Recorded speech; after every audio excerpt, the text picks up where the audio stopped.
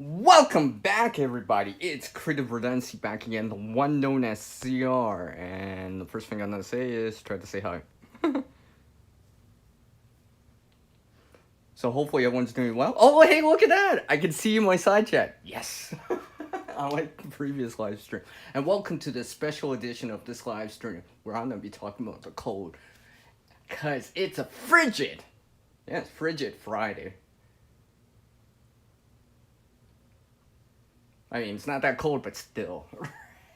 So hopefully everyone's doing well, like I said. I know someone came by already. I know some part came by already, so I appreciate everyone dropping by for this. I'm gonna be talking about the cold because winter is around the corner. Like, literally. If it's not already here already. I know I've heard people even out east talking about it. So I figured I'd do the stream about it. And I just happened to time it really, really well. Like, no word of why. Maybe I'll show some of it soon enough. And like this. What's up, man? Here, let me turn on my camera.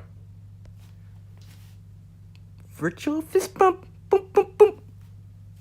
Yes, I'm gonna be showing some stuff. Hold on. Let me turn back on the camera here. That.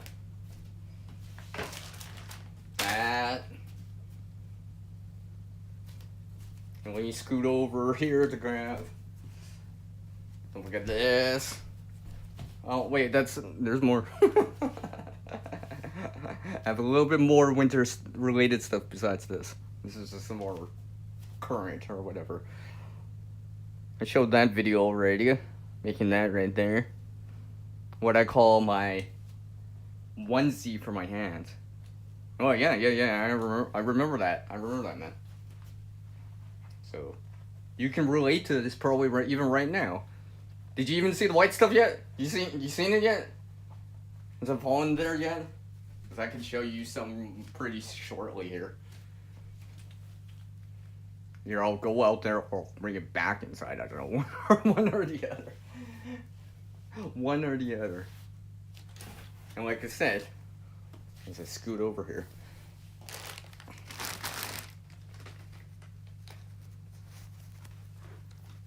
There's a onesie right here for my hands, which I've shown a video on doing this.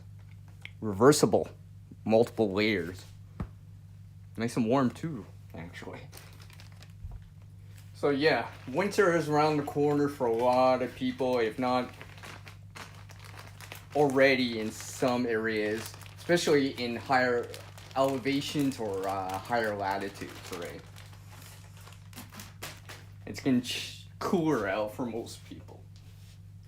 Well, I shouldn't say most people, but, you know, a lot of people anyways, alright? What's up, D? DK. Oh, pass me 12 Celsius.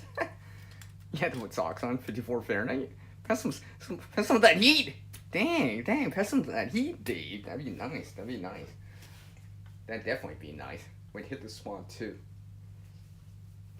So yes. So something like a toque, launch cap, or toque, launch cap, beanie, whatever you want to call this head type of covering, right? This kind of thing. Use this on, all right? Something like this. All right, to cover your head. Honestly, I was actually using this earlier, like 5 minutes ago, before I started the stream. Okay, 7 minutes ago, because I'm almost at 5 minutes. But yeah, all right. And that's just to start off the season. That's just to start off the season. I have more elaborate, more layers of protection. That's what I was going to say. So what are you guys doing to get ready for the winter time here? Because like I said, we're already in November here. We're in the first week of November. I know some of you down south, you know, it's not that cold yet or whatever, but, you know. But do plan for cooler temperatures, even down south. If not cold temperatures, if you're more north. or as north as me, or you live here in Canada, or maybe in Sweden, Norway. You know, the northern latitude type of places and countries and all that stuff. Alright, let me double check here. Oh, I'm glad I'm seeing the chat again. That's. No, it's all good, man. It's all good. I just appreciate you dropping by. Virtual fist bump. And yeah, here, Dave. You get one too. You get one too. Boom, boom.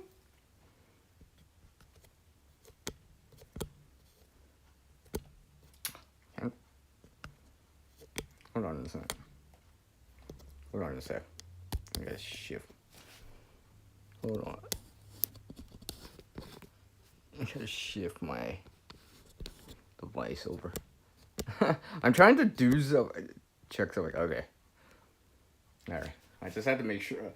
Because my phone's plugged in right now. I gotta make sure it's not be reaching max. It's at 84. So. Yes. Winter. Take it seriously. I've said this before. I remember when I first said it in this video that I showed, where it was minus 37 outside Celsius. That's what? Minus 34 Fahrenheit? I don't know. More or less. Yeah, minus 40 is the same. But, you know, take winter seriously. Like, even, you guys are all probably watching on a phone, tablet, laptop, whatever, right? You gotta remember, when it's below freezing, you gotta keep those things warm, your phone warm. So something like an inside jacket pocket.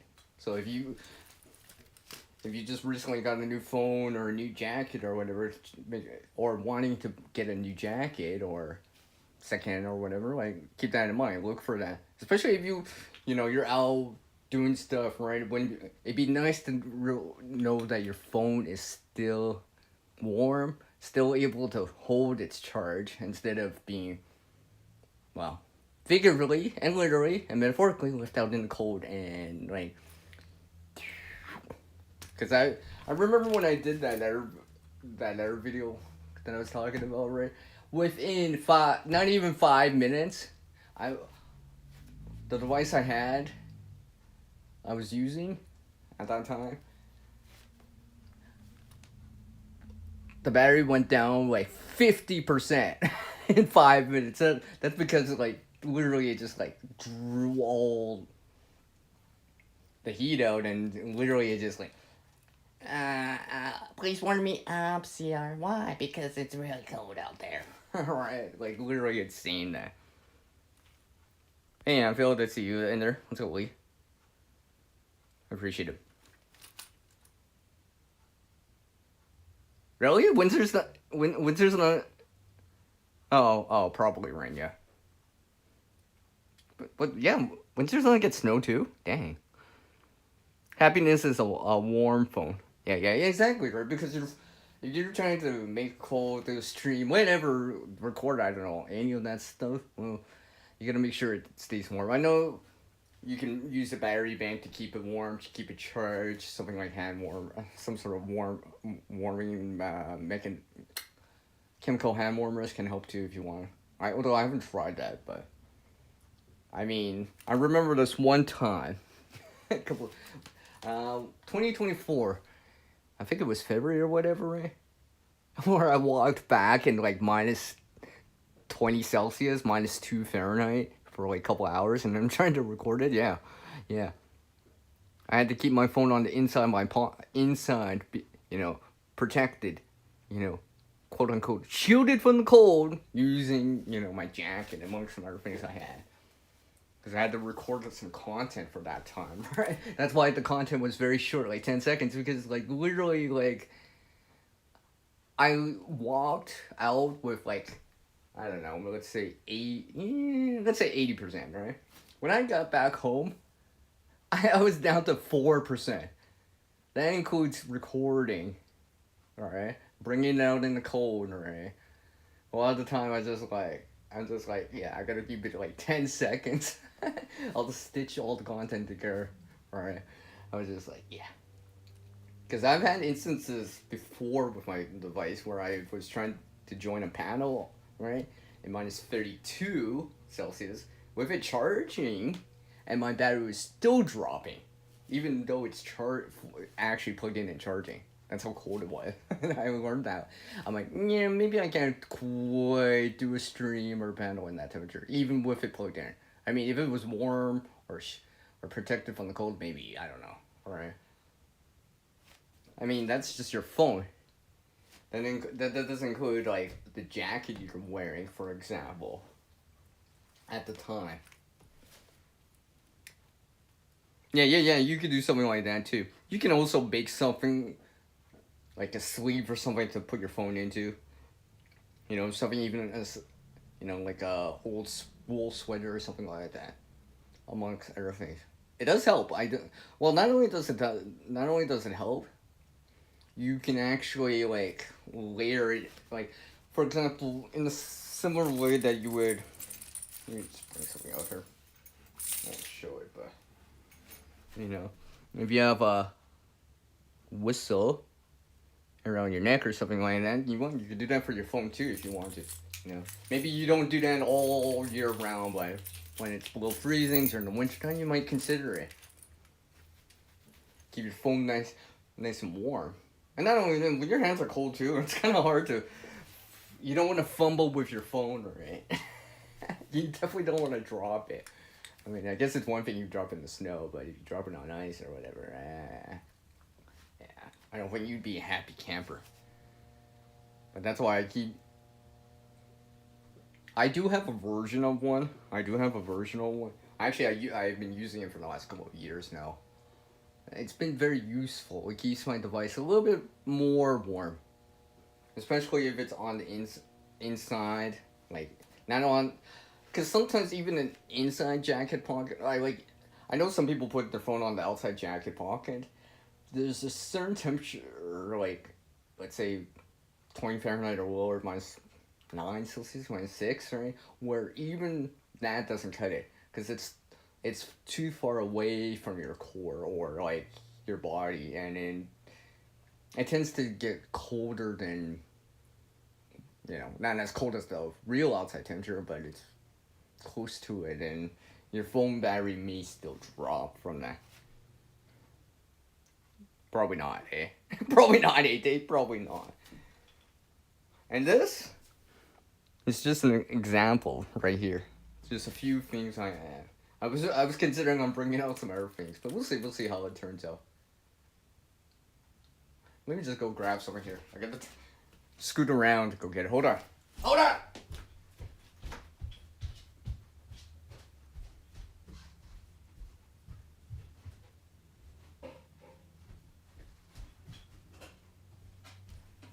I'm gonna show you guys something. Hold on.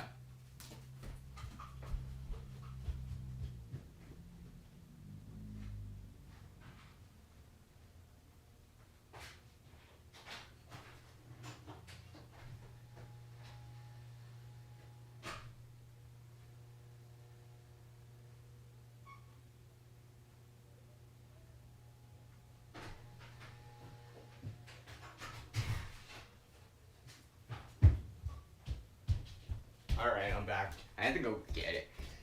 No word of a lie. Hey, look. And no, I didn't use some slushy machine to make this. Mother Nature made it. This time around. Oh yeah. See? The real thing. This is why I actually scheduled it for today. And talk about this, alright? And remember, everyone. Snow, cold, you take it seriously. You don't want to get on you, get wet or whatever. But remember, there are some benefits to snow, for example, that you can do to keep in mind. One of them I have tried in the past. You're probably like, what are you talking about, Sierra? Well, I'm talking about a snow wall. A snow wall? What's that for? Well, a snow wall, similar to, like, in the bushcrafting community, you would make a wooden wall. It's meant to deflect the wind, right? Not necessarily meant to, like, hold in, like, using it for its insulated properties, but like an igloo, for example. But it does allow you to block the wind. I remember making it what was that, 2017, I think? 2017, 2021 to two, right? Where I showed this ice wall that was like tall enough that you could sit on, right? And you know, it was nice, right? And we had our little a nice wall with a nice hearth or fire in the center. Right? That was when I was out ice fishing. And obviously it was on stilts or wooden blocks, so it would melt into the ice, right, into the snow. But I still remember that, you know, and we built that. I kind of wish we built it higher, but you know, because something like that to keep in mind, especially if you're outside for long periods of time, right? Because shelter in the wintertime, there's two important things, right? Warmth and shelter, or cover or combustion, what you want to call it, right? Not saying water and food's not important, but you know, warmth and clothing, right?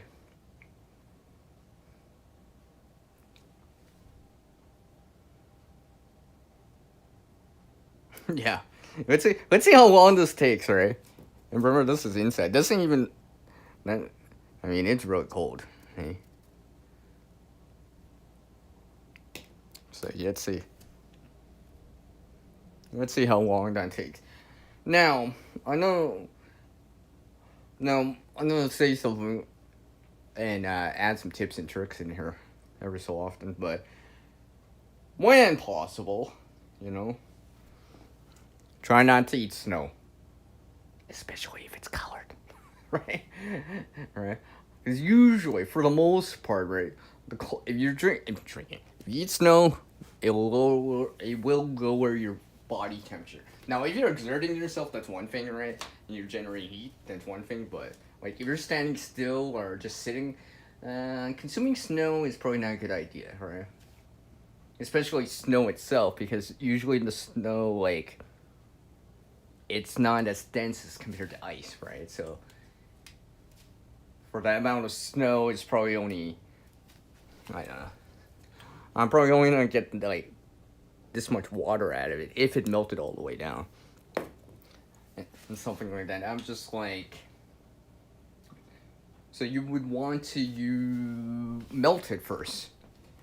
Like even if, let's say I had a little bit of water, like a shot glass of water or whatever, I would add that in there and use the water, because actually water will melt snow or ice because it's warmer technically, right? And try to get some water going in there and hopefully get it to melt more and more. Or depending on what I have on me, let's just say, trying to see if I can. Yeah, that ain't the right example, but let's say you had a resealable baggie or something like that. Alright, Ziploc bag, whatever you want to call it, right? Gallon size or whatever, right? I would probably put the snow into something like this, seal it, and put it on a warmer surface, or buy a warmer surface, for example, right? Maybe not necessarily on the inside of your jacket, not directly touching you, obviously, but maybe using some body temperature to a certain degree to melt it to a certain degree, right? Or let's say you're in your vehicle, right? There's some sunshine or whatever, or some residual heat. Using that residual heat to melt this snow, for example, before actually drinking it for the liquid. Yeah, that too, right? That too, right? Straight up, right, Dave? Straight up, that too. That too, right? Now, I will show this. Let me just. Right. Yeah, it just happens to work like that. Actually, I'm gonna put the lid on. I'm gonna put the lid on because it's not that stable, but just to insulate it for a little bit here. Keep it going so it doesn't melt that fast. I don't need it melting like before the end of the stream. But yes. Another way you can do this is, let's just say you do have some water with you, for example, right? You got some water with you, for example. Maybe it's not that much, right? What you can do is, because I've done this before, and you probably have heard of this before, this kind of trick or tip, right? Where you put something frozen, could be ice. I mean, I've done this with thawing stuff, trying to thaw meat or whatever, right? is to actually place it more or less directly in water, because the water will the warmth of the water, like if that was in water, like a bucket of water or whatever, right? The warmth of the water, even if it's cool, is actually warmer than the snow, and the heat will gradually migrate into the snow and start to melt that snow on the inside. Especially if you're just using a baggie, something very thin that doesn't the heat, insulate the cold from the heat. Yes. So something to keep in mind, because it can help. There is this other thing I've seen or heard about where I don't know if I should say it, but let's just say it's on the same level of what I just talked about. Using a warmer liquid to melt the snow. Not directly. Also, you do this indirectly through a baggie or through a container, for example, right? And let that go from there. And if you're melting snow, try to get some water going right away with it, or mix it with some water. Because then, like I said, the water will pull the heat. The warmth of the water will start to warm and melt the snow and cause it to, well, melt into water. And once you get more water, the snow will melt faster until all the snow melts, and then the temperature of the water will rise.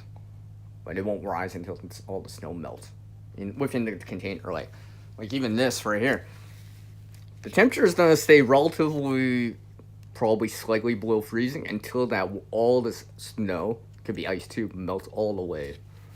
That's usually how it goes. So if you were trying to boil snow for water, for example, right, you would probably try to get a little bit of water going and starting to mixing it and stirring it on all that stuff. And when you're sourcing out that snow or ice, preferably off the ground, maybe covered. It just fell. You kind of seen it, and seen it for yourself where it fell, and like it doesn't have a color to it. Now snow, because the way that snow is created, usually the crystals bind together via like dust in the air, for example. That's how you can get snow, right? So even snow, I mean, I would treat it just like rainwater, right? So if you want to pre-filter, boil it, and all that stuff, probably a good idea. And source out the rain or the snow in this case, the best that you can, know where it's coming from or whatever, right?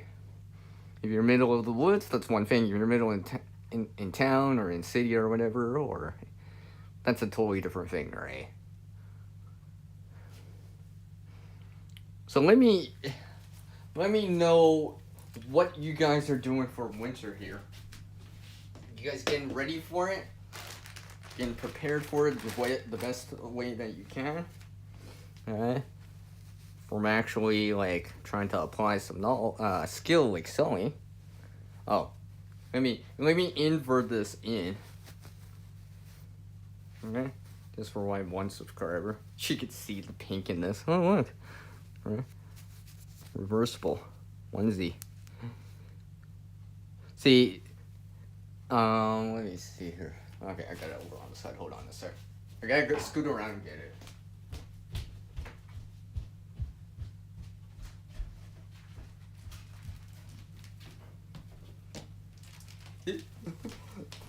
Let's say scoot around and get it here.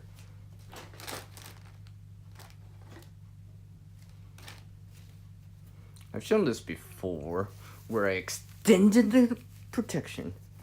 Okay, keep my forearm a little bit warmer. But pretending these are not fingerless gloves, and actually gloves. Yeah, that's cool, but Dave, hearing you out. Gloves are not as warm as a mitten, and the mitten is probably not quite as warm as my onesie.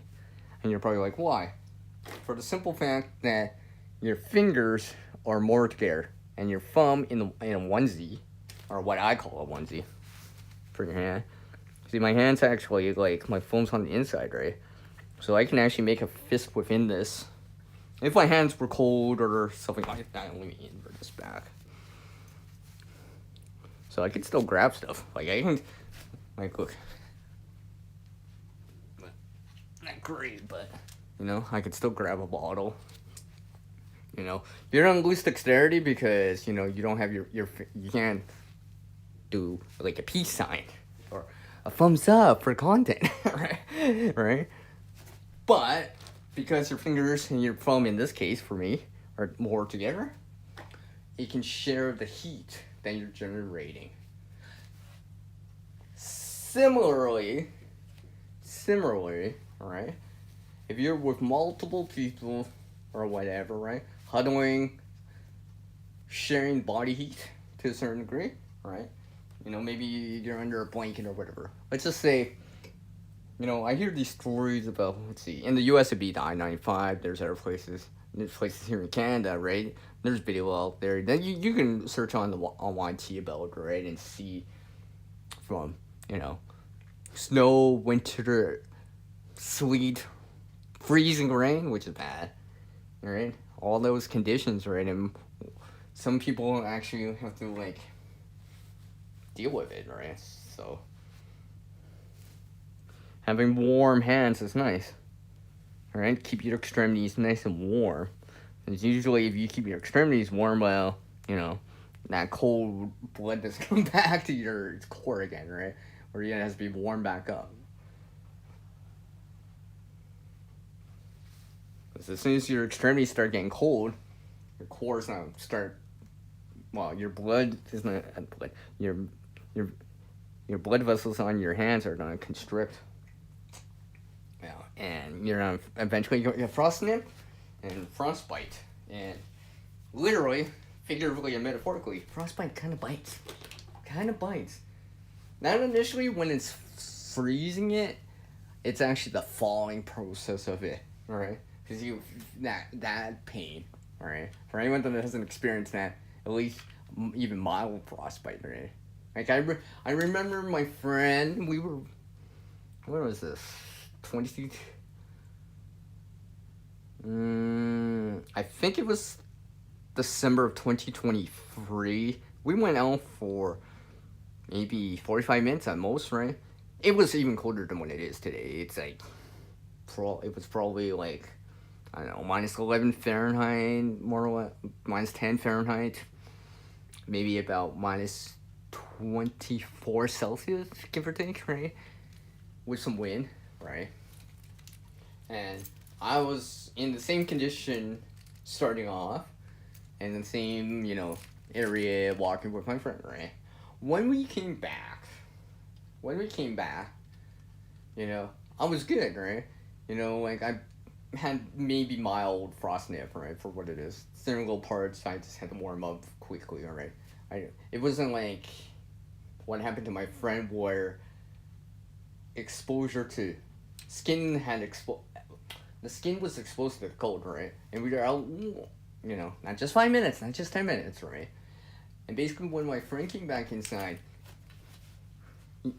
they were like trying to warm up their face. And they were, I mean, like, we were gonna do something else, and my friend's like, wait, hold on, Sir. Yeah, what? I'm trying to warm up my face, right? Because I think what happened is that they got some, maybe something beyond frostnip. Maybe even, like, the early stages of frostbite, right? Because, like, there's this one saying, like, the longer you've been cold, the longer it takes to warm back up. That whole saying, like, I'm cold to the bone or whatever. Maybe there may be some, you know, reality for that, or, you know, something like that. And it was just like, that was another, you know, that's another sobering reminder, real world example of that would suck, alright? And then I'll just imagine if you can warm back up. you can drive back out. You can get into a place to warm back up, like a home, vehicle, whatever, right? School, work, building, bus, train, plane, or any of that stuff, right? You'd be like, right? So I try to keep it. I always try to keep winter and take winter seriously. Like I even tried this out last year. It was nice actually. I have there's 4 layers in here. Yeah, I'm thinking there's 4 layers in there. I can't reopen it up back up because I sewed it, but I'm pretty sure there's 3 or 4 layers in here. And like I said, my hand, my thumb, my fingers can stay together. I can make a fist in there. Let's say if I was just walking, for example, similar to how I was walking in -20, -2 Fahrenheit, and there's once video that I did. I mean, I wish I had something like this would help, right? But while I'm walking, because I'm not physically handling anything or whatever, I can keep my hand in a fist, try to keep my thumb warm. Because usually for me, in terms of hand, usually it's the furthest away from everything. So according to my fingers might be together in a glove or mitt or whatever, but my thumb's out here. So my thumb would usually get cold first. Usually that's my indication now that I'm starting to I've been outside long enough that my thumb is starting to get a little cooler, right?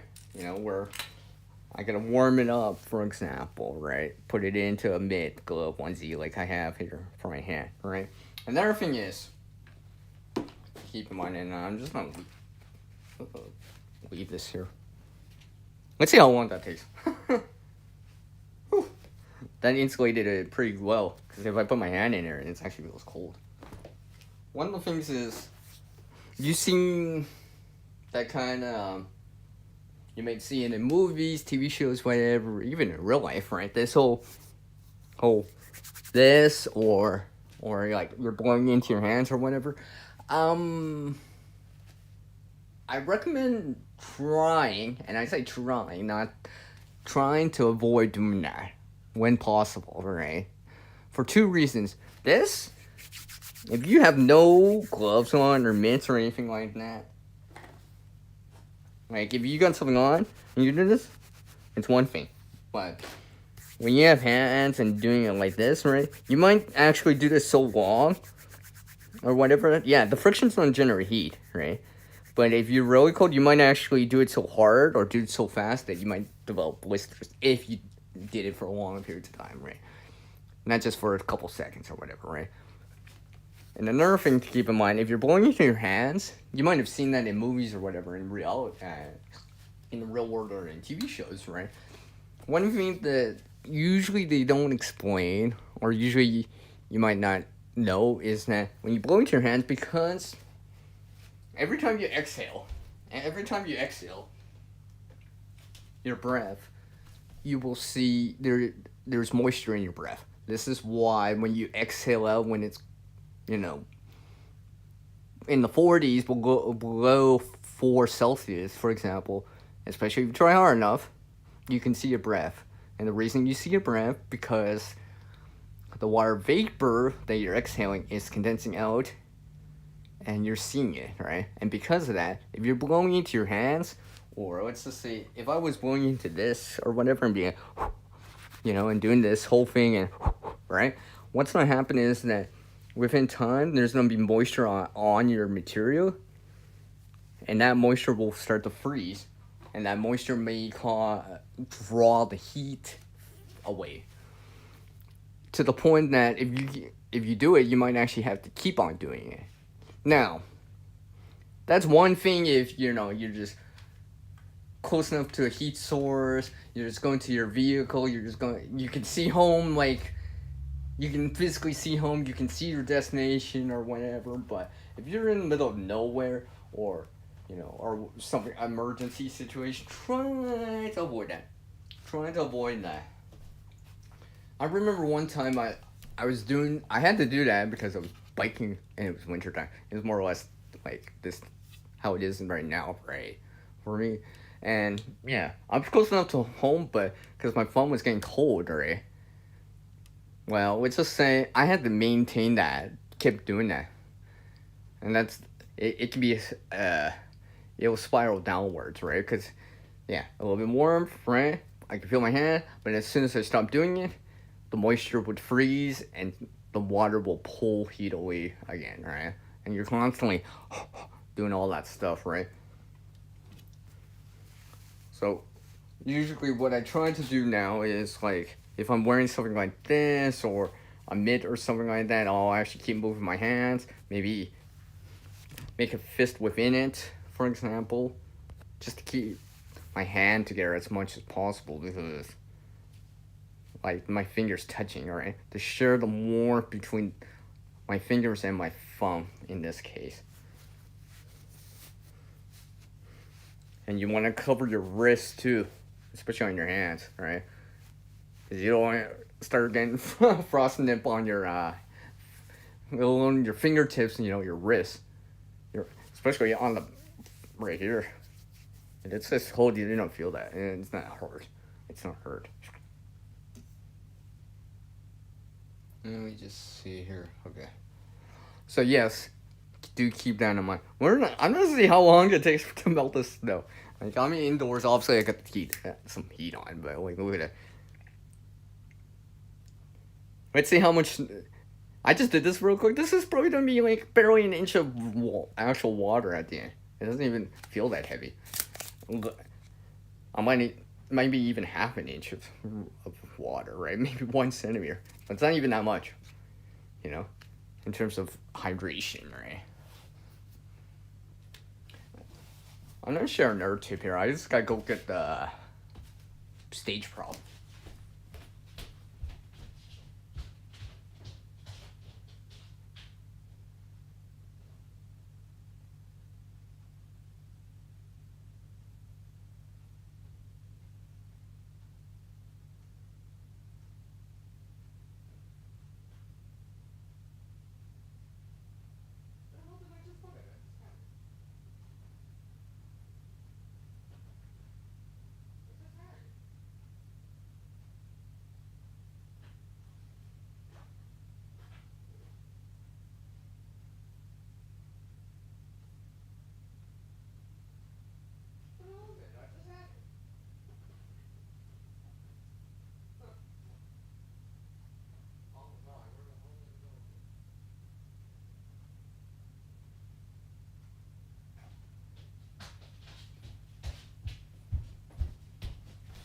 Sorry about that delay or absence in there. Apparently, I was trying to find it. I don't know if I must have misplaced it, but I'll check in a little bit. But like what I've shown this water filter back in September, which originally the footage is back in June, but something like that. If you do have it with you in cold, and I say cold, below 40 Fahrenheit weather, right? You're going to be careful with your water filter if you do have one with you. Because it's one thing if it's dry and you don't use it, but as soon as moisture goes into it, and remember moisture, water, can freeze. And for anyone that has tried this, this is why you don't put certain frozen, you don't put a can of pop that's not open in the fridge. Or glass. Or anything like that, because water expands. Liquid water expands when it solidifies or freezes, and it causes things to, be like, I somewhere I see you in there, alright? So if you're using a water filter during that time, don't use it unless you have to, and if it gets wet, try to dry it out. Keep it warm as possible, right? Because you don't want that water freezing on the inside, because it could cause it to crack, and you might not even notice it, right?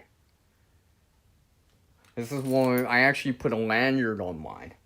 If you saw the video that I shot where I showed it, right? This is why you see that blue thing, and it's part of the lanyard I put on that. So if I do have to take it with me or whatever, I can put it on the inside. Similarly to like putting your phone on the inside to keep it warm, right? keep your phone warm, yeah, but keep your water filter warm too, if it's with you at that time. How are you doing, Sunflower? I know I saw you earlier. Hold on, I'm just gonna try to see if I can get it.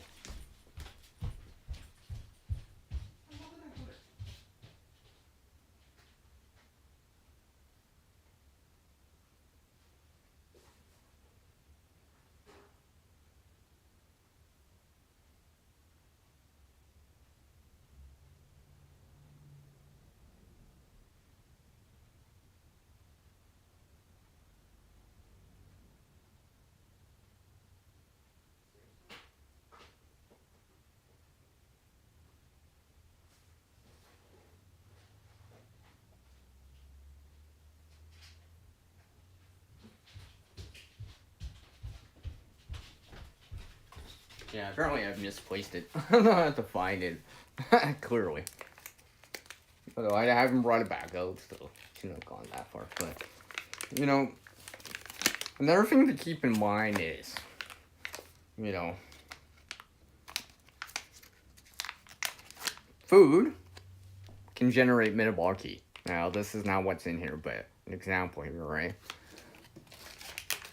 Because eating actually generates metabolic heat as you're digesting, right? So, and not only that, water, to drink some water during the wintertime, right?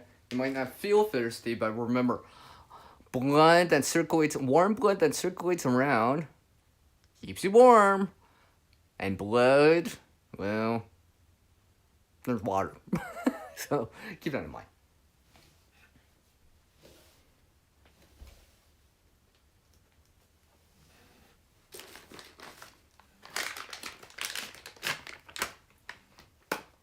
So when you do go out, right, have shelter components, right?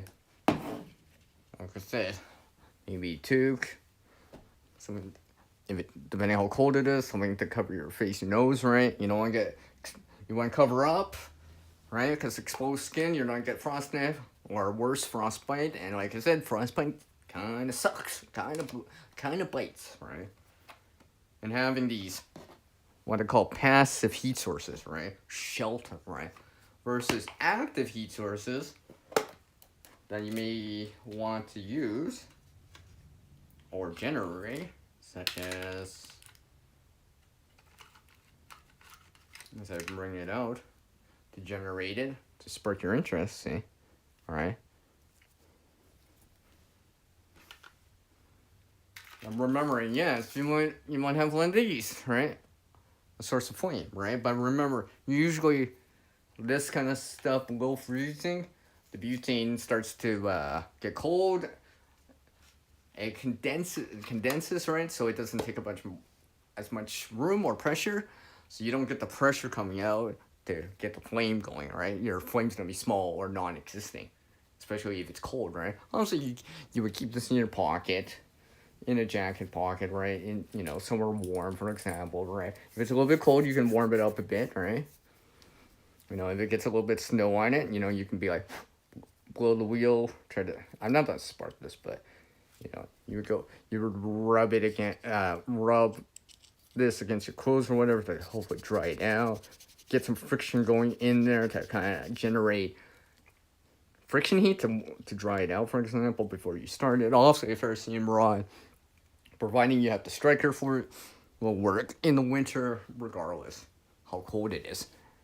Probably the only limitation with a ferrocerium rod, well, probably only two limitations with a ferrocerium rod is that can you actually physically do the motion of, you know, or this, or showering it, all that stuff, right?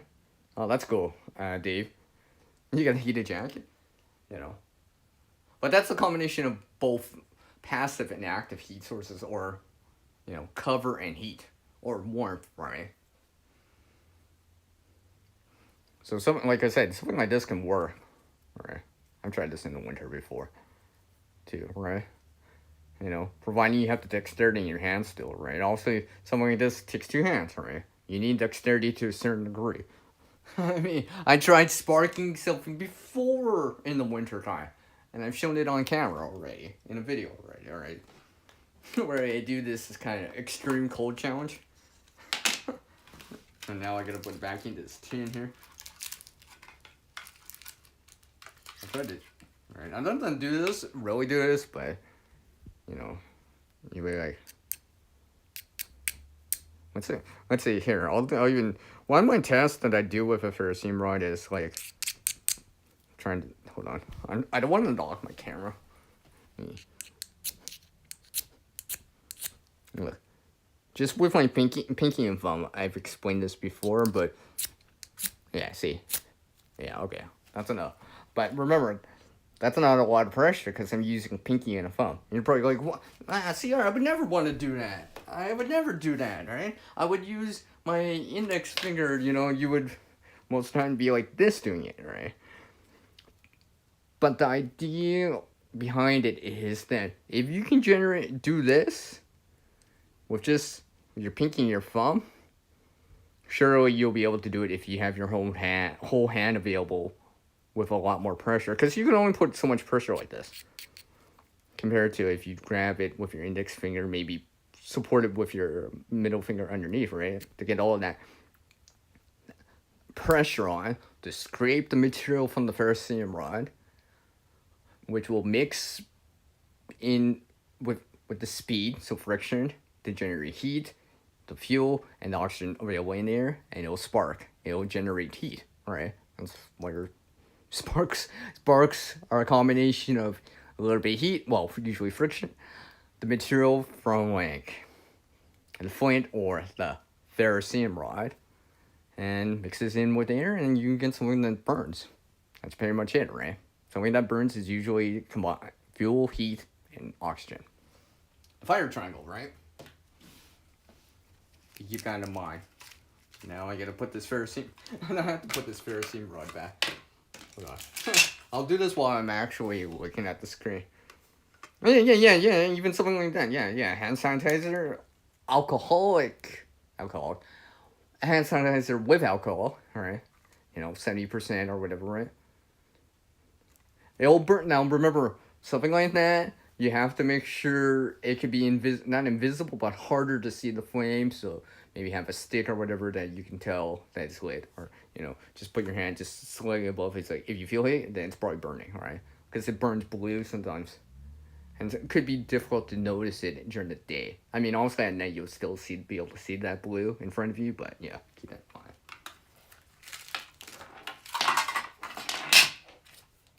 And now I gotta put this ferrocerium rod back. I need to bring this tin out. I got celery in here. Or just to make tinder with. I might not have the dexterity to like make feather sticks, but I might be able to turn a stick and, increase the surface area. If I needed something like that. Then let me double check here. Okay. I was just trying, making sure they're actually still good. Actually, do I have it in my pocket? Please tell me I have it. No, I don't have it in my pocket. No, I can see it though. My EDC light's on the table, but yeah. You want to make sure. Actually, hold on. Let me go get it. Hold on.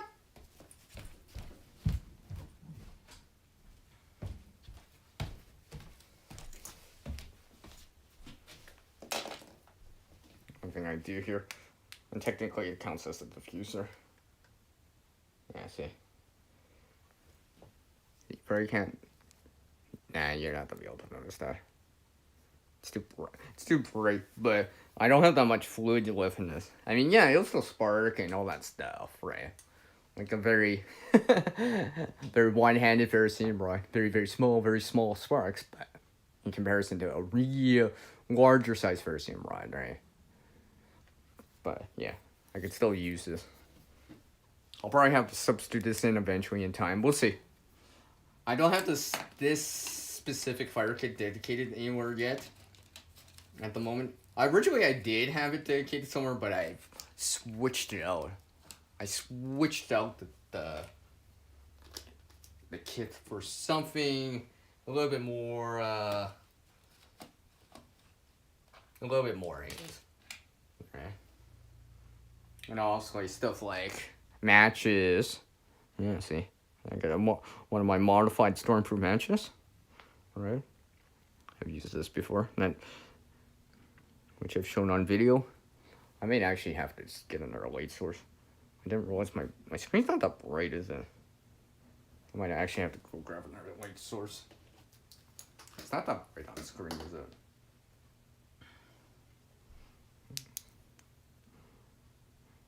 Alright, well, jeez. Alright, there we go. So you can see that. So something I keep around, right? A match isn't as vulnerable to the cold because there's no butane, right? It's a solid fuel. Well, it's solid, like solid fuel, right? It's a solid, right? It's not a gaseous or a liquid type of fuel, right? So it's less affected by cold, for example, right? I mean, you still need the dexterity to hit it on the strike, or even if it's a striking anywhere type of match or whatever, you still need some dexterity. You still have to hold it, right? You still have to be like, whoosh, right? So if your hands are really, really cold and you can barely even, well, put your fingers together, right? That whole pinky thumb test, right? I do that every so often. It's like, well, I'm still able to do it. I know it's cold, right? I know it's cold. I know my hands are starting to get frosted, right? But I can still, do this. If I can do this, still, that means I can still grab stuff. I can still handle fair simmer, and I can still handle later. I can, and stuff like that. I can still make a fist in my hand. I can still do all this stuff.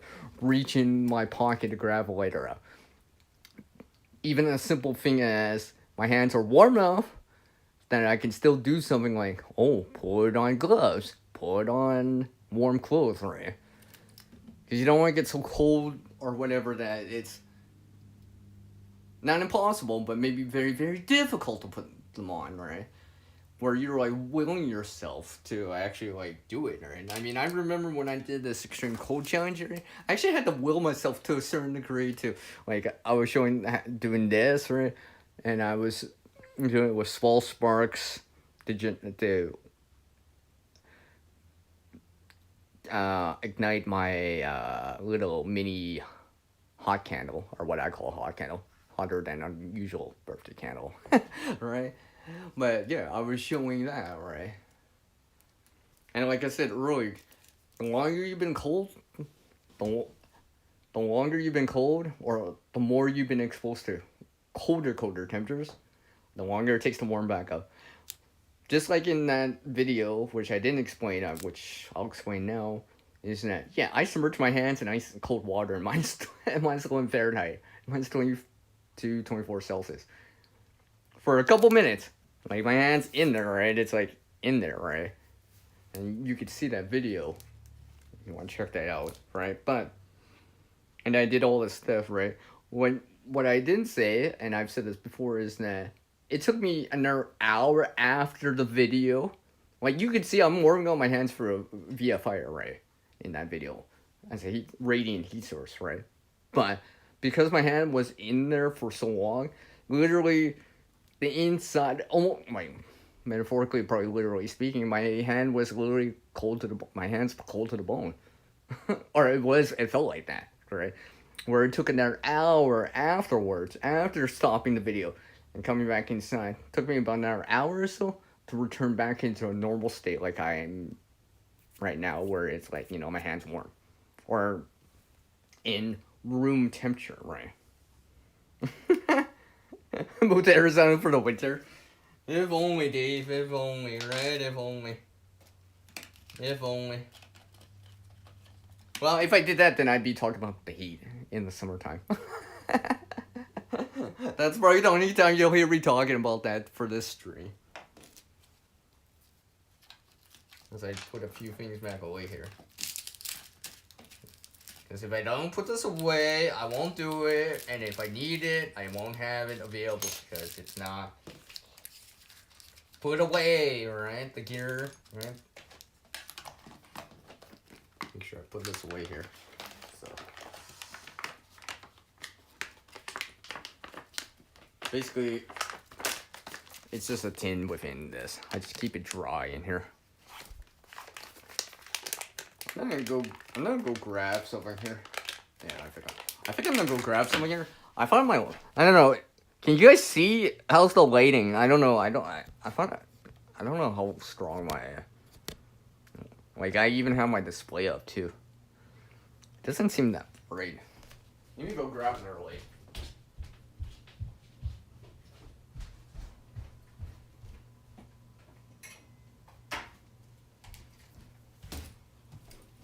Let me plug it in here.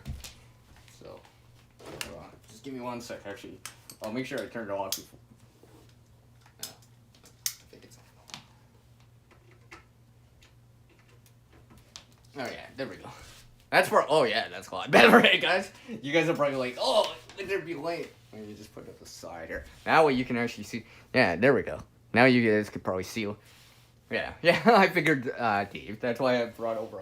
I don't usually have this much light in, but for the sake of the video live stream, I will do it. Usually, typically, I can see what I'm doing, even without this light source on this over here. But because I'm using a lamp in front of me, I thought it was gonna be good enough, but it's too far away. And I'm, like I said, I'm bringing a light source right here. You can actually see it, so you can, well, you know where it is, because you can see the channel right there. And I won't need to keep using my Streamlight and waste the battery on it.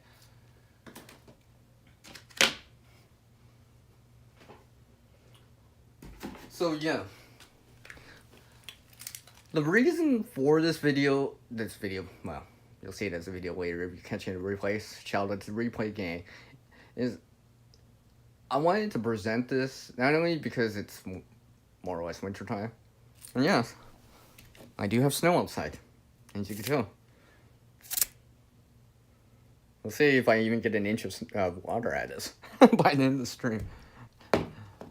But it's because there was other channels that were talking about it. Well, you know, winter survival, the winter preparedness, right? The checklist and all that stuff, right? I'm not gonna really give you guys a checklist here. I'm just gonna say a few things. Experience I've experienced, right? You know, I've never been in an igloo. I've never been at the North Pole, or, you know, past the Arctic, past the tree line, where trees will grow, right? And I've never been on top of Everest, on top of a mountain, right? But, or I've never been to, what's that place? Yazuku?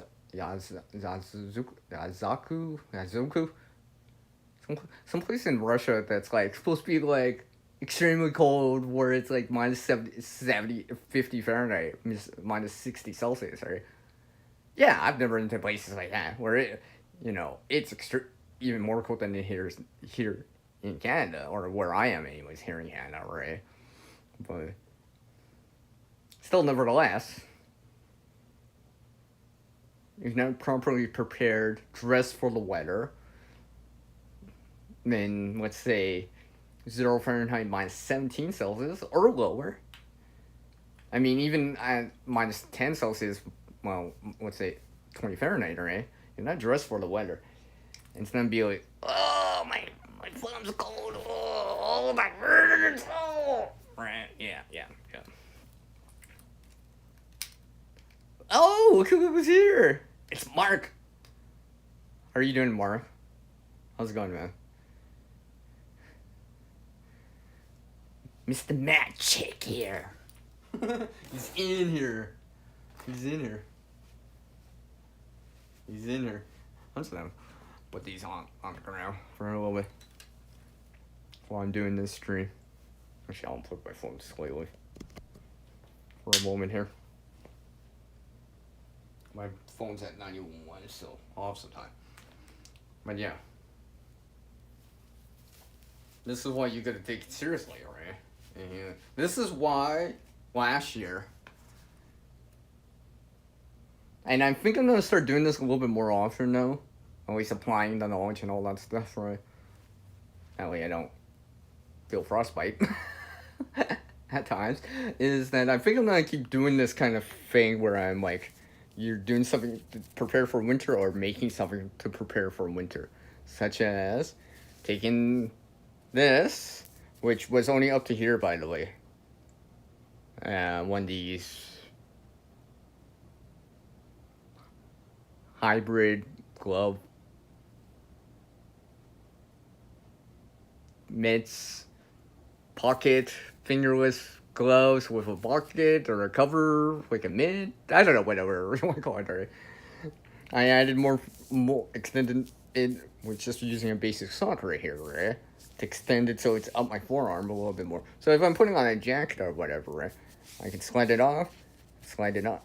My jacket would be up to here, for example, and then my wrist would be warmer, or at least protected from the wind, from the cold, a little bit more. And sometimes it's just like if you're any skin exposed, especially in windshield, especially in high windshield, right? You don't feel that. You don't feel that. And for me, I don't know about you guys, when I get cold, whatever part of the body is cold, let's say my thumb, whatever, my nose, whatever, that's all I can think about. That's all I can think of. It don't matter how warm my core is. That's all I can think about, right? I'm just like trying to warm it up, right? My nose or whatever, or my thumb, for example. Like sometimes I've done it where I'm like squeezing my thumb. I'm trying to use the palm of my hand to warm up my thumb, or putting my hands underneath my armpits. I've done this before.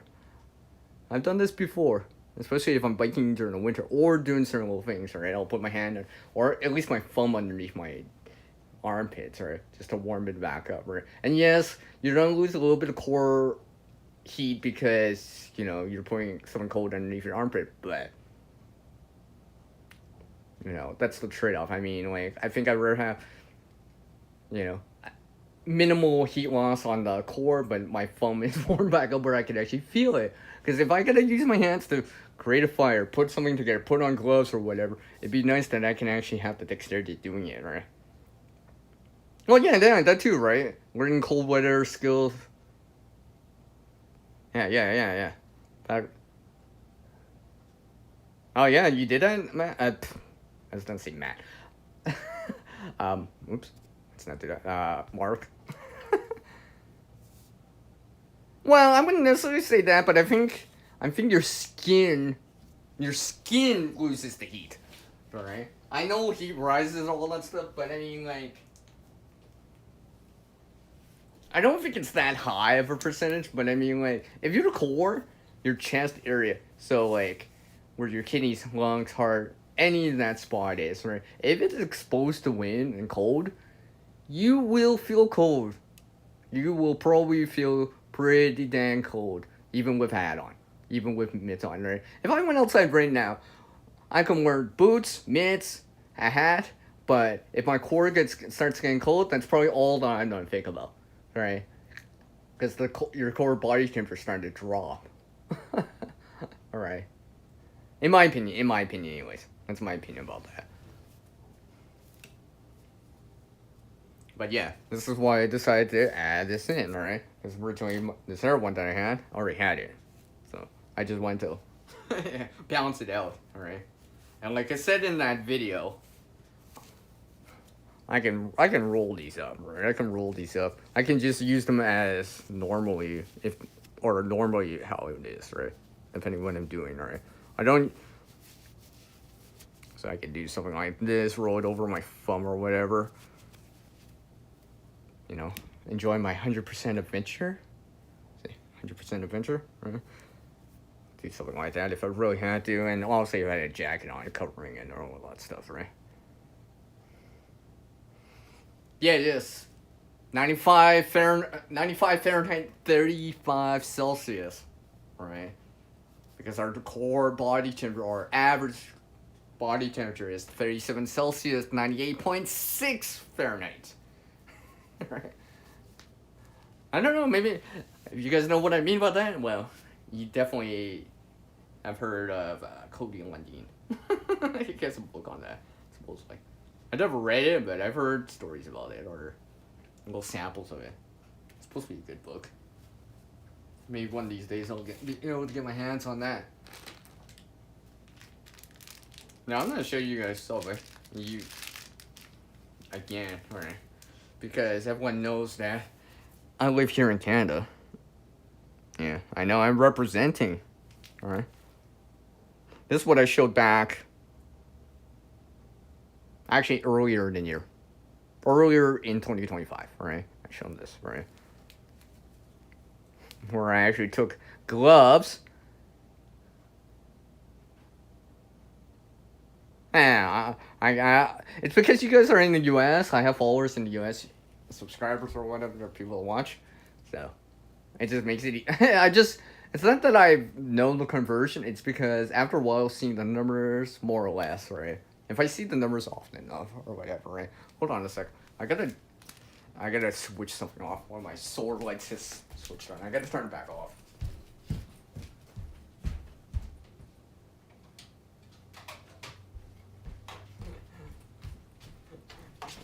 I wasn't joking about this. I wasn't joking about the sword lights. Although I didn't get much of a charge, but I don't need them going off right now. So, like, I took this from scraps, like literally, and I made this. Well, I'll say another one for the other side, right? What I didn't show in that video is that I've actually added more into this. It's not just a base layer of mitts, gloves made into mitts, what I call, right? I actually have some other things on the inside here. Let's see. I don't know if I can pull some of it out. I don't want to pull it all out, but hold on a sec. You know what I did? I'll show you guys here. You know what I did? This would be the inside, right? So my palm, would be my left side, right? You probably hear some of the insulation. But basically what I did, I added in some stuff within this, because I still have access to it, right? Because I didn't actually sew the bottom shut, but I've actually slid in some additional insulation into this on specific areas, from fingertips, right? Maybe in the palm. And on the backside of my palm, backside of my palm, backside of my hand, right? I have additional layers of insulation here. So it's not just, so basically there's like 2 layers, obviously from the gloves originally, and then there's something else in there too. Like, no word of lie, I'll have to put it back in, but certain little things. Oh, you know what? Look what's here. Look what's here. Look what's here.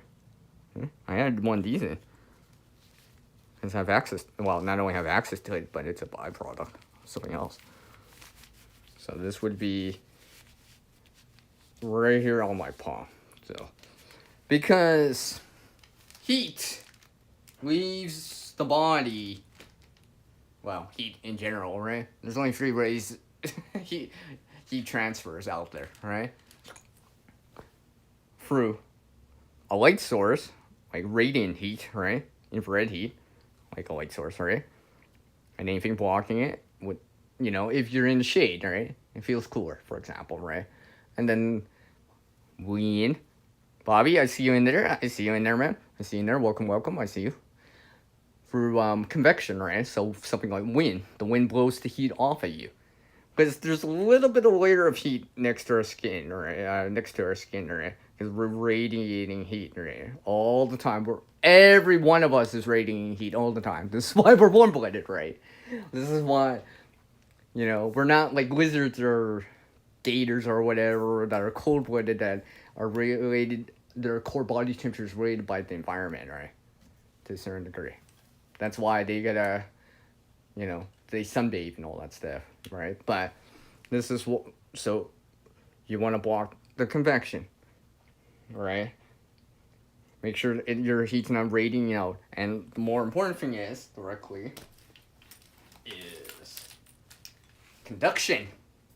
So you're directly touching things with your skin, or pretty close to, right? Like a piece of metal, water, right?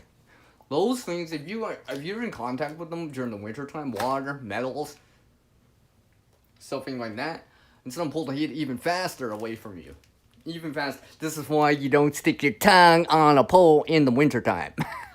Right? Because it's so fast. Think about it, your tongue's wet, you're touching something cold that's metallic, that's pulling heat away from you. So, like, literally, that's what happens, and that's why you don't do that.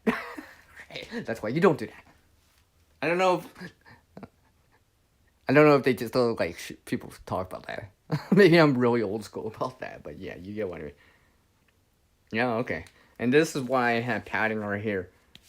a little bit more. I actually did try this when it was colder out, right? I actually left snow on top of my hand in the winter. I can't show it right now because I'm inside. Obviously, it's not that cold as cold outside. I think I tried it -20, -2 Fahrenheit, right? But I was seeing how fast the snow would conduct the heat away from from this, right? So I would have the snow sitting on top. For example. And look, I've been at this for like over an hour, and this still hasn't melted all the way, right? I mean, I'm not actually doing anything, but you know what I mean. Like I said, I'll be looking. This was looked full with snow, but snow has air pockets, so I'm not getting that much water. I would have to fill that up and squeeze it down, put ice in it or whatever, get water. But basically, like I said, I would put snow on top. I put snow on top just to see right here where this A is. All right, A. Sorry, I'm sorry. I had to say it. And just to see how good it was. I'm like, oh, you know what? I can hold it on, squeezing it, and then just like, well, my hand still kind of feels warm. I mean, like, there's a little bit of heat loss, but it was a little bit better. So I tried it out, and I'm like, yeah, okay, why not? Inner tube's cheap. Right? Byproduct of something else, and rubber is a good insulator against cold, right? This is why we have soles on our shoes, boots, and stuff like that. A rubber line, it's almost like a rubber liner.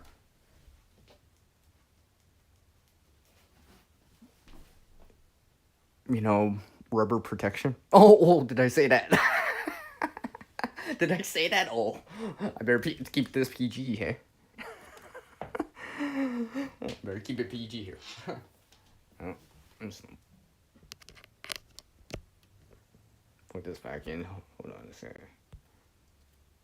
Oh, come on. Okay. So, yes. That's why I made more than one. And another thing I did here. You can barely see that here. I actually have reflective material on the inside. Could be mylar. Could be chip bag. Could be foil, right? That's more or less that stuff's the same. More or less, right? It reflects radiant heat, right? It will reflect radiation back to the source, whatever it is, right? Now, like I've said in the past with a mylar, right? And this probably applies if you're using a chip bag or foil too, right? It's reflective, right? So it reflects radiant heat, so sunshine, fire, body heat, whatever, something like that.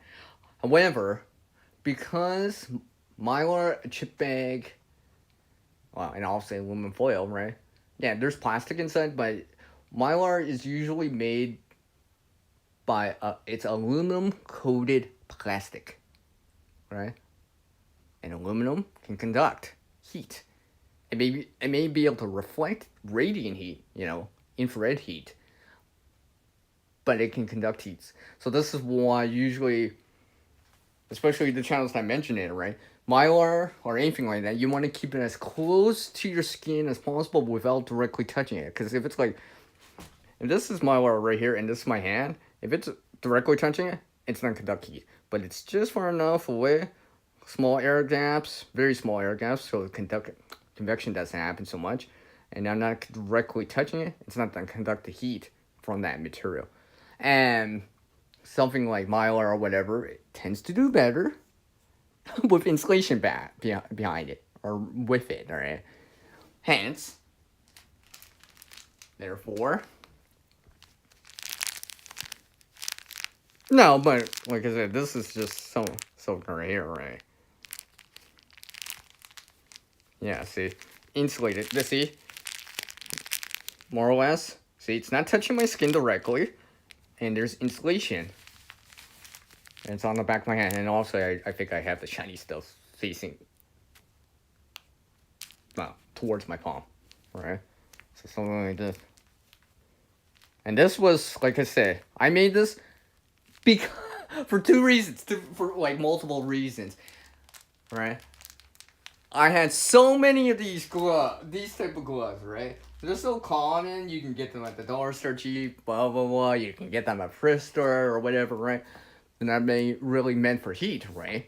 Because they're very basic.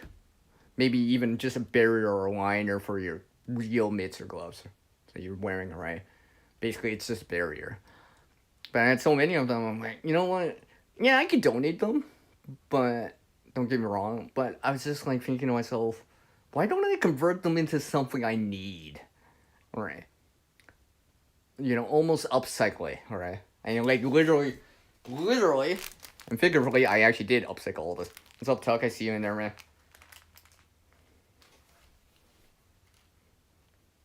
Greetings to you too, man. Virtual fist bump. But this is why I did it. I know, Tuck, you live in Florida. You don't see that. It doesn't get that cold or whatever, right? But then again, 2021 in Texas. Those people that are on the road, stuck on the road, or stuck behind the traffic or whatever on I-95. Yeah, those stories. Yeah, a little bit of stuff, knowledge, and of course the gear and all that stuff may have helped to a certain degree. I'm not saying you're gonna find gloves like these randomly in Texas, right?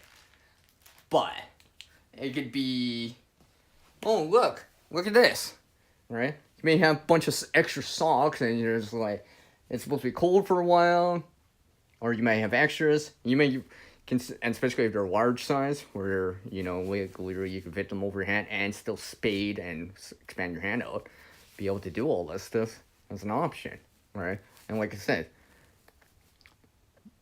from stuff I already had, you know, stuff I already had. Because the thing is, with this, now, let me grab there. Oh. Move it over here. Is that I made these all from scraps, right? This is all stuff I already had. I had one sock, another one sock, mismatched color, different, more, they were long, and instead of like cutting them up to like make a rag or whatever, something like that, or using it as insulation or stuffing for something or whatever, I converted it into something useful. And I'm actually going to try use these again this year. This 2025, the rest of this year, and 2026. And actually keep using these. Because I actually do like these, by the way. I actually do like these. These are quite warm. Like, I can probably wear these on their own. Even right now. Like, it's just hovering around the freezing mark right now, 52 Fahrenheit, 0 Celsius. But I've worn these on their own, like, as is, down to, like, minus 15, I think, Celsius, plus 2 Fahrenheit. So, like, and my hand was still warm. I think, like I said, it's because I have the layers, trapped air, dead air space in between, obviously, and my hands together, and my fingers and my thumb are together. I mean, like, and this is just one. Just imagine here. Because I can actually do this. This is actually why I did this in the first place. Is to a certain degree. Might be a little big for this one, but look at that. I can actually put both of them on. Now, if I started to add these together, it adds to the layering, right? Layers are good.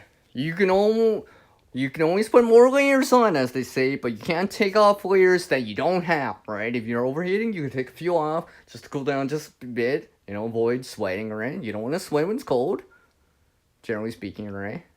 So layering does help, right? So if my hand was starting to get hot, I could take off a layer, for example, right? And cool off my hand to a certain degree without it getting too chilly.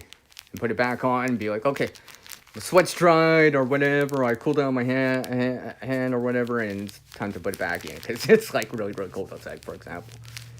But yeah, something like this probably together now, with addition to this, probably can get me down to like minus 11 Fahrenheit, minus 24 Celsius, give or take.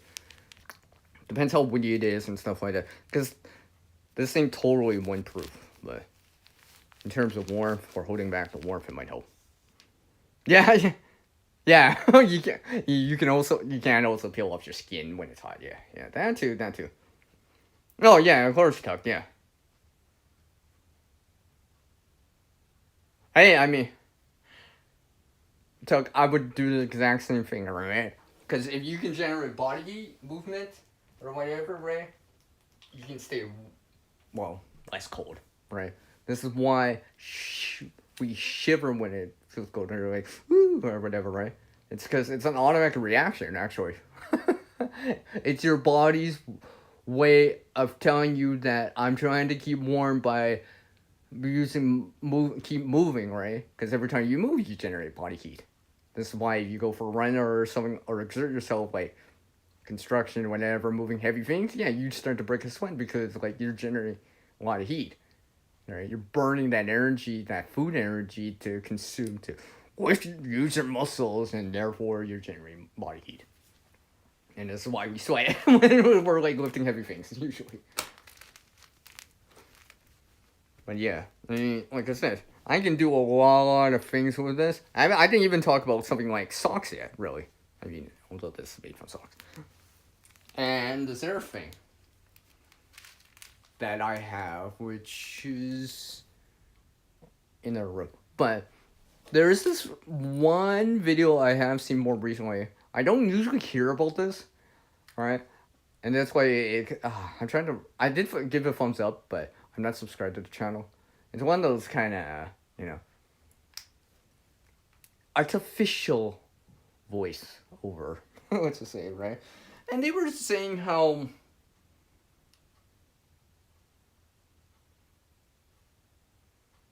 Like, everyone knows your hands are gonna get cold. Feet are gonna get cold, right? So you cover up, right? Obviously, right? They were saying, like, having some sort of, like, pull over for your arm or whatever. I've seen this before with some people. Like, I know some people, usually it's with ladies doing it, but I mean, like, really, it doesn't matter if a male is doing it or a guy's doing it, right? I have a version of that, even before I watched that video, right? I have a wool. Basically, it's a sleeve, right? It's sorry. To insulate your forearm, right? Keep the wind off and all of that stuff. Trap more dead air space in between your layers, right? And stuff like that. I have used it, but I have a wool version of one. And it's nice. It's actually useful too. I've actually worn it several times now. It's actually one like in the wintertime, it'd be like an EDC everyday carry. It's that useful, all right. And I've worn it even in the summer, because it's wool and all that stuff. It has its natural characteristics of wool, right? But I've worn it underneath jackets or whatever. Just like it's especially if I'm planning to be outside for longer periods of time.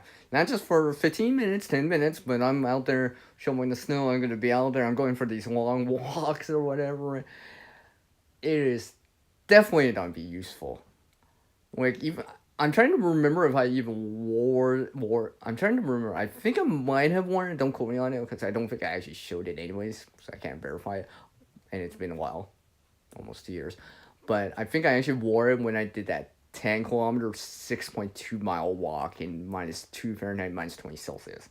I think I actually had it that time too. I think I did. I think I did. But yeah, that helped. Because there's, I mean, let me go get it. Hold on.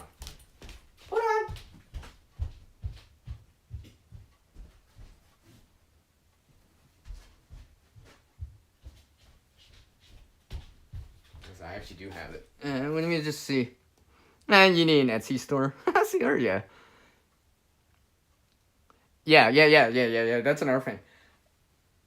It's if someone's still shivering, still kind of with it, right? That's one thing, right? But if they just stop shivering, if someone stops shivering, they're not talking, they're kind of dozing off, maybe, you know what I mean? Yeah. That's a sign to, like, well, you don't pick up your A game. You better pull out all the stops now, because they might be sliding and they're kind of, drifting off, as they say, right? Because now they're not actively moving or any of that stuff. And if you're cold and you're in the same environment or vehicle, place, outside, whatever, stadium, outdoor event, well, yeah, get that in mind. Oh yeah, that influx of supposedly heat, right? Oh, what's that? What's that called again? I heard it the other day. I remember even seeing this in a TV show, right? I'm like, yeah. But I don't know anyone that's gone for that personally. I've never gone for that. I don't want to go for it. Oof. That just means that I didn't prepare that great or dress for the weather or I got wet and or whatever, right? Yeah, yeah. Anyways, so see, that's my wool sleeve right here. This is 100% wool. It's line of wool, right? I tried this with a wool sweater. And I'm like, it was wet, and I was not warm, but it was not as cold as I thought it would have been for the weather at that time. Right? Because like water, I mean, there's still water next to your skin, even if it's cotton, synthetic, or wool or whatever, right? That's gonna pull heat away, regardless, right?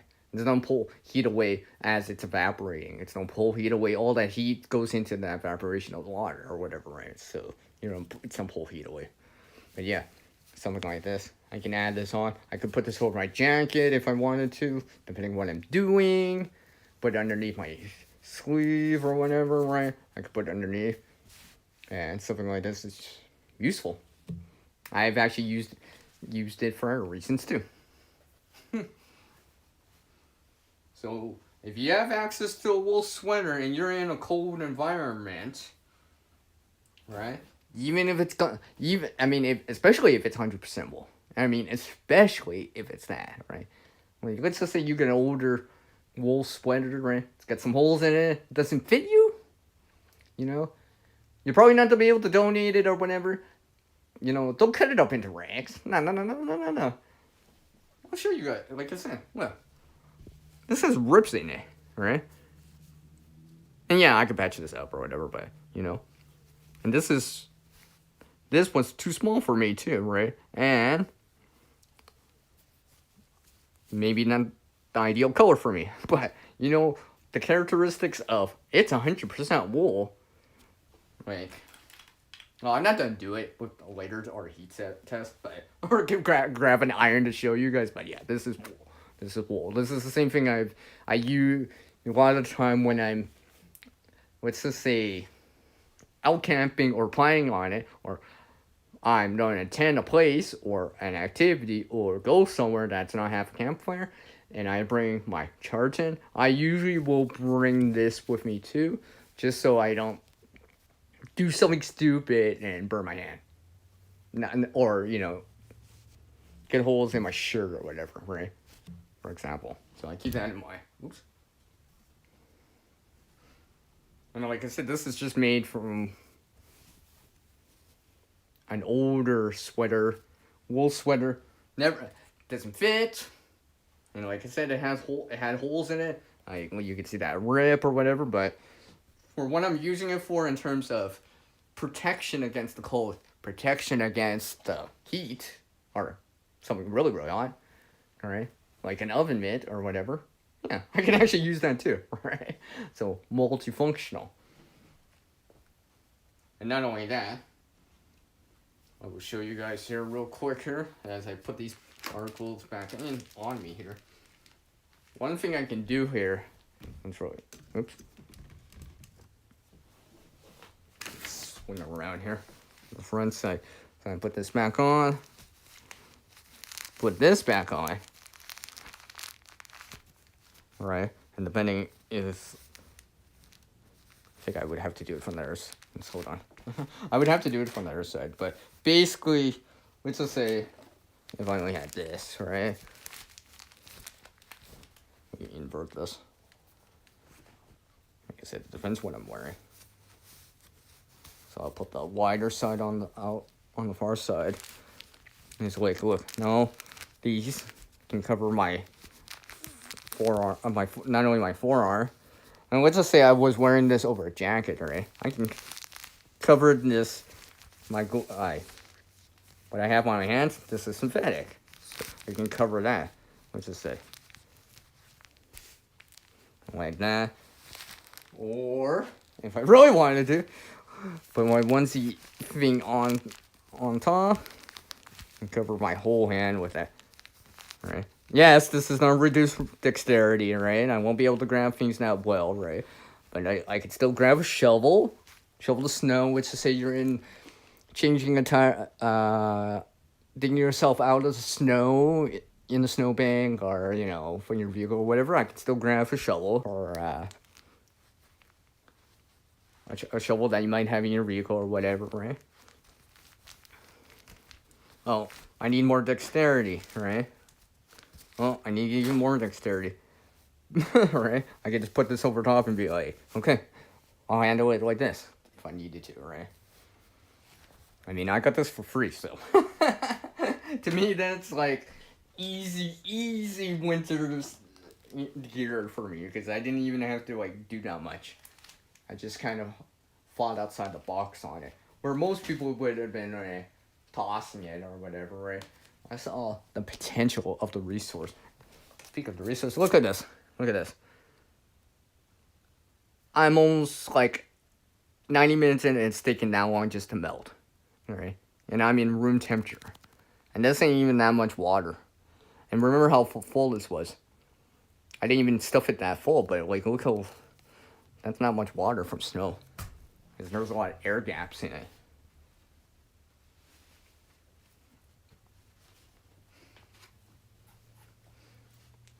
So, like I said earlier, what are you guys doing to prepare for the winter time? Are you guys getting ready?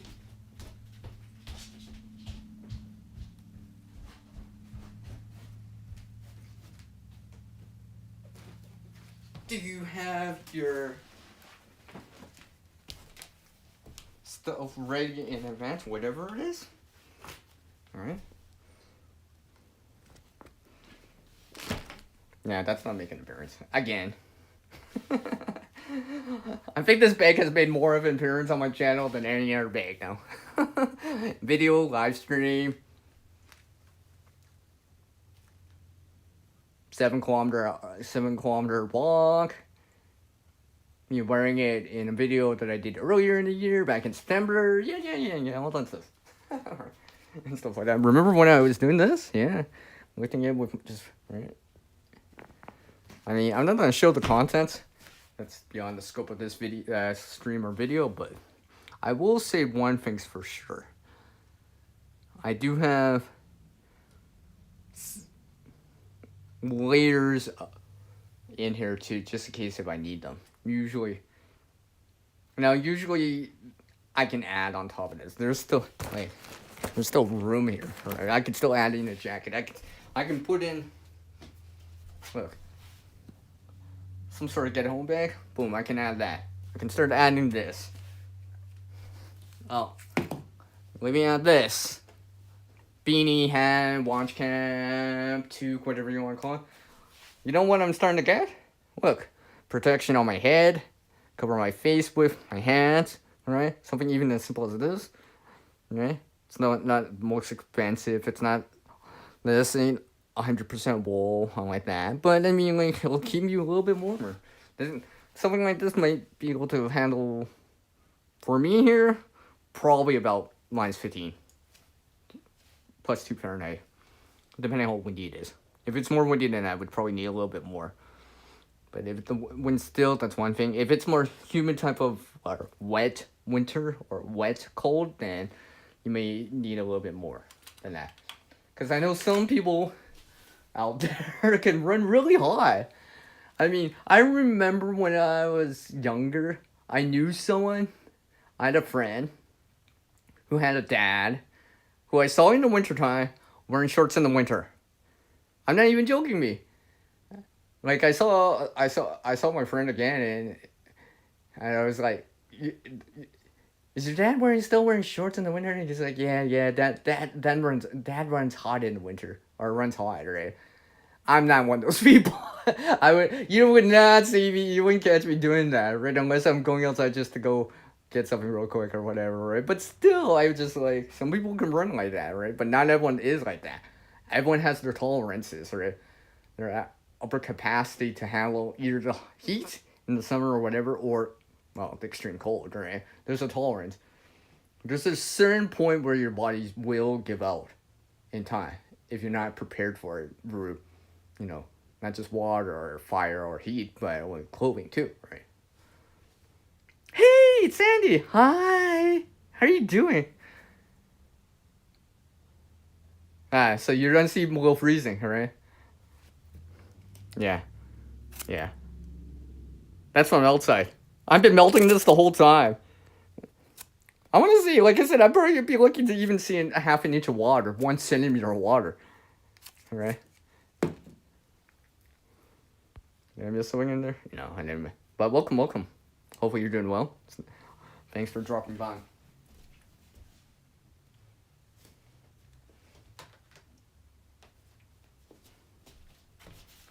But yeah. Oh. So yeah, if you had something, I can add something like this in, right? Maybe even a little bit more or whatever, a little bit less, whatever, right? And this all still fits in the bag. I can still fit this. I made sure there was just enough space to put in gloves, mitts, something like that, just in case if I was using this during the winter. Or when it's cooler or colder out, right? Like around this time of year, right? And something, for example, water, obviously water can freeze, right? The water bottle I have, if I have water, obviously I have water, but the water I do have within these, right? I would probably put it on the inside pocket or yeah, put it on the inside pocket so it wouldn't freeze or get too cold, right?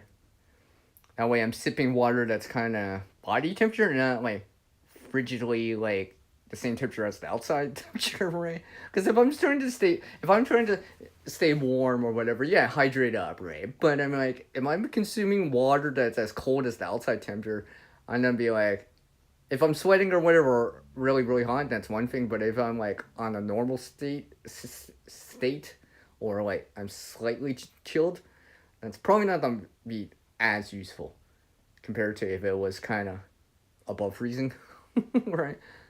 Because and of course, while it's in my bag or on me, the water's moving, right? So water that's moving tends to take longer to freeze, right? That's why you drip your faucet or whatever, right?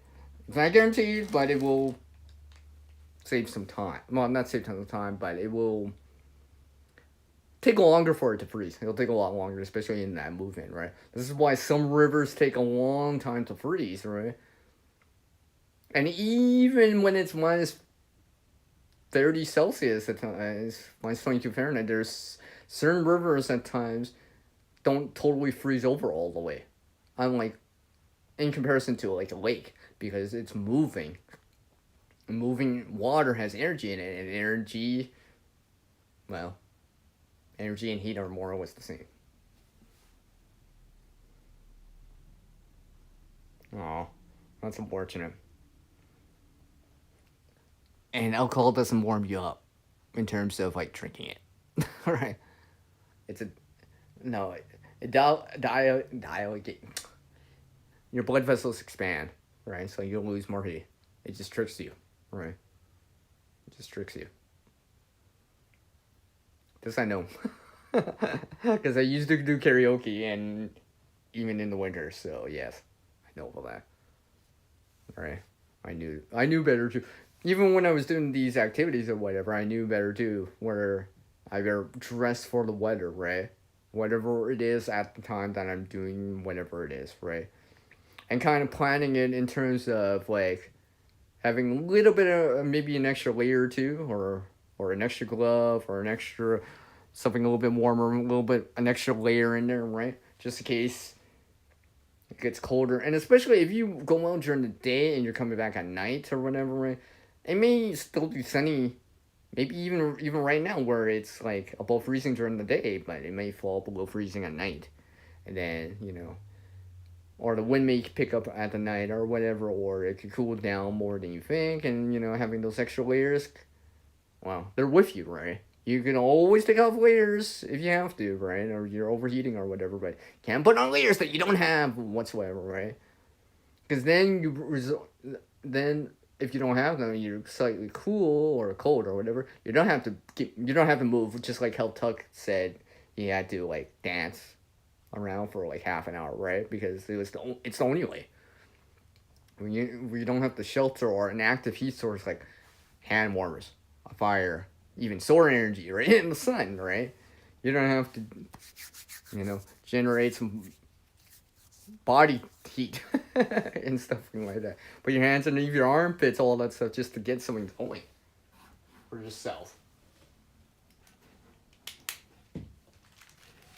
Oh, let me put this back here. And this too. So yeah. Maybe not necessarily this specifically, but not specifically that, but even just this alone fits in my bag. Still fits in my bag here.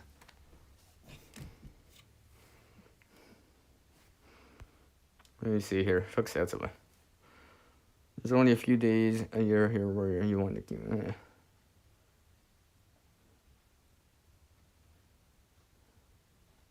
Yeah, okay. I just wanted to read what Tuck said in there real quick. But yeah. That's why I keep that, like I said, I keep this all in mind. There's a sobering reminder at times. I didn't record it at that time because it was way too cold. Even if I had a camera, it would have froze probably the camera. Especially if I was trying to do it without hand warmers or whatever. But let's just say, when you're out in the middle of a lake, your friend's ice fishing, you have minimal shelter, it is minus 22 Fahrenheit, minus 30 Celsius. Oh, and you're on an open lake? There's no tree line for like how far, because you're in the middle of the lake and you're ice fishing with very minimal shelter. It's windy out. Yeah, that's kind of cold. Especially if you're out there for like, not just for 5-10 minutes, but hours. Yeah. I remember when I was going with my friends, right?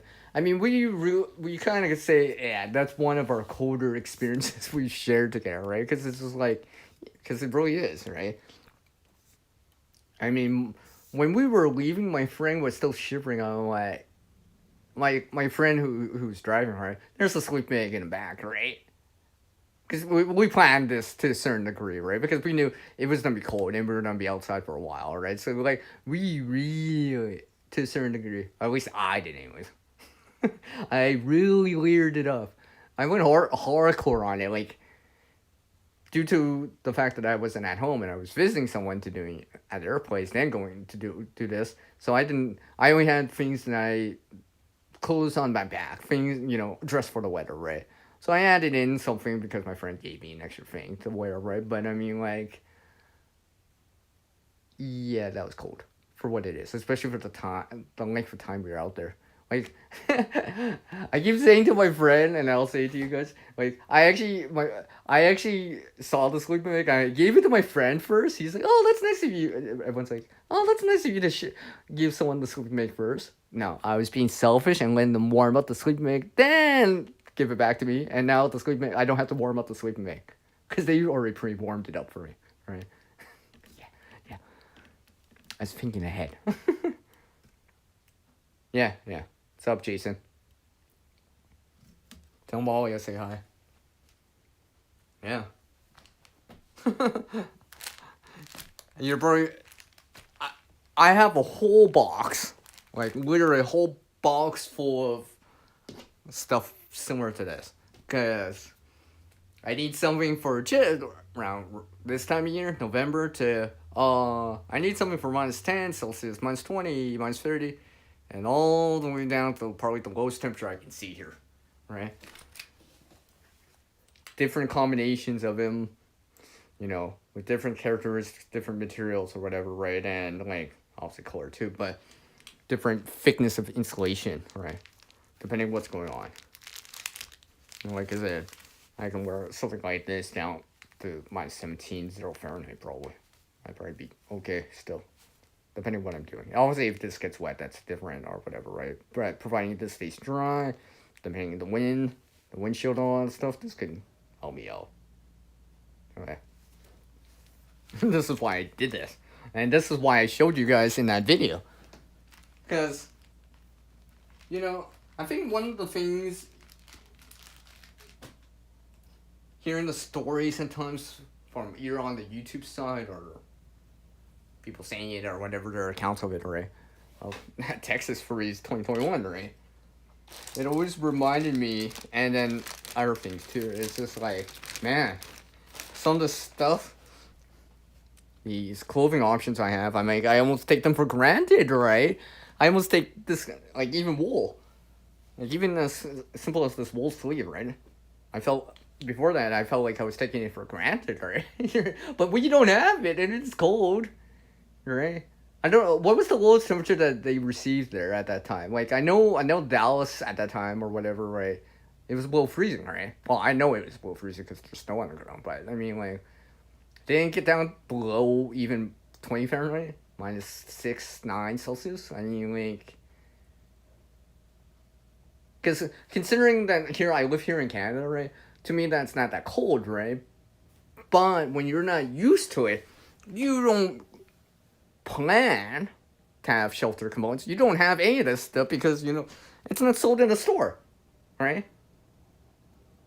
You're not buying winter mitts, probably in Texas. Probably not. It's probably not on the shelf, right? You're not going to see shorts on the shelf more likely, right?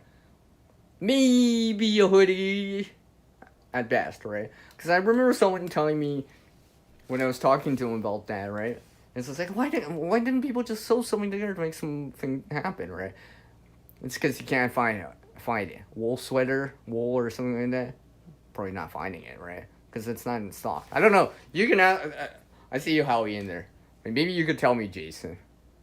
Because it's just like, I always saw it like that. To a certain degree. I mean, I think Sandy Gilligan said, dry equals warmth. Wet in the winter equals cold.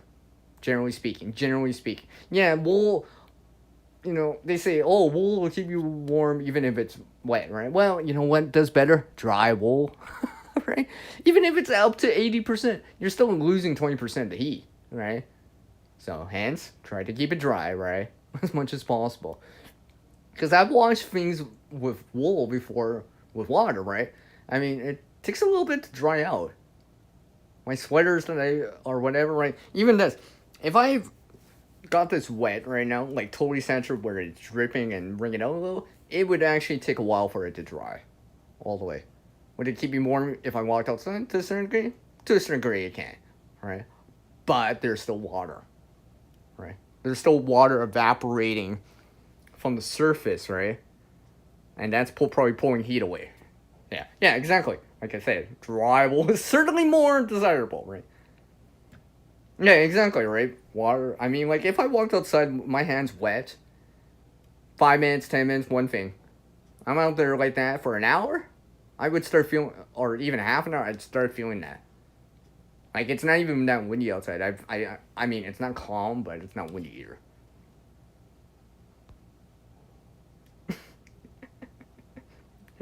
Nice emojis there, Mark. I see them in there.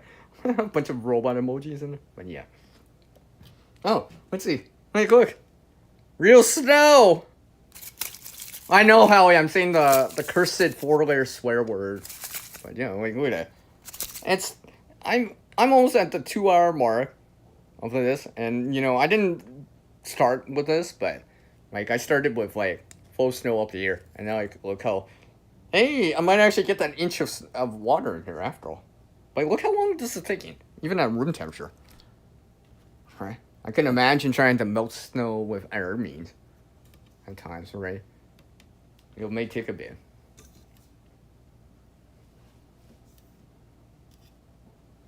If you want clothing consistent temperature before you return it, I most likely will need to order it. Oh, yeah.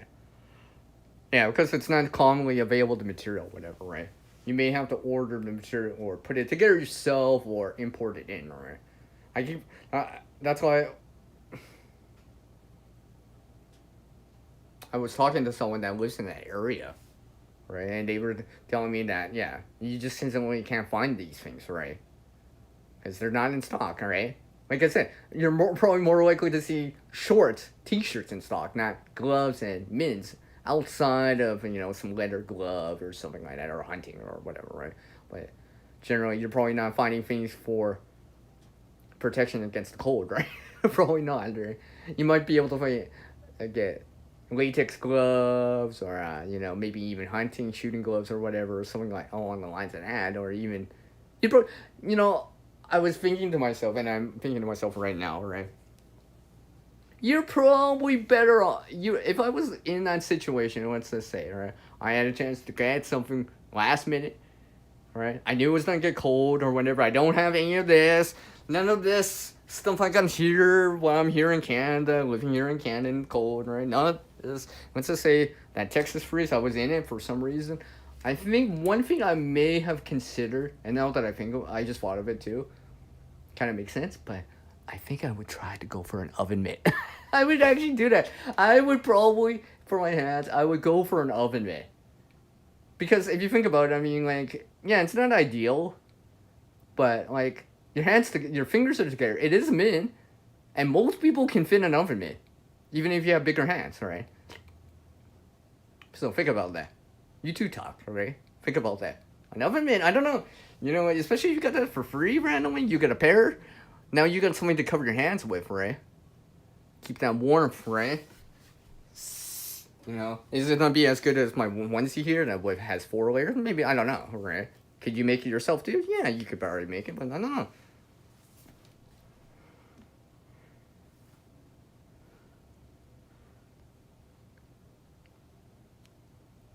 Oh, that's good, Sandy.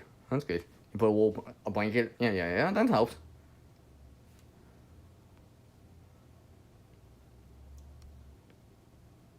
I can't believe you picked up that much kiwi. Well, you could always dehydrate them or try to preserve them, right? Some form or fashion.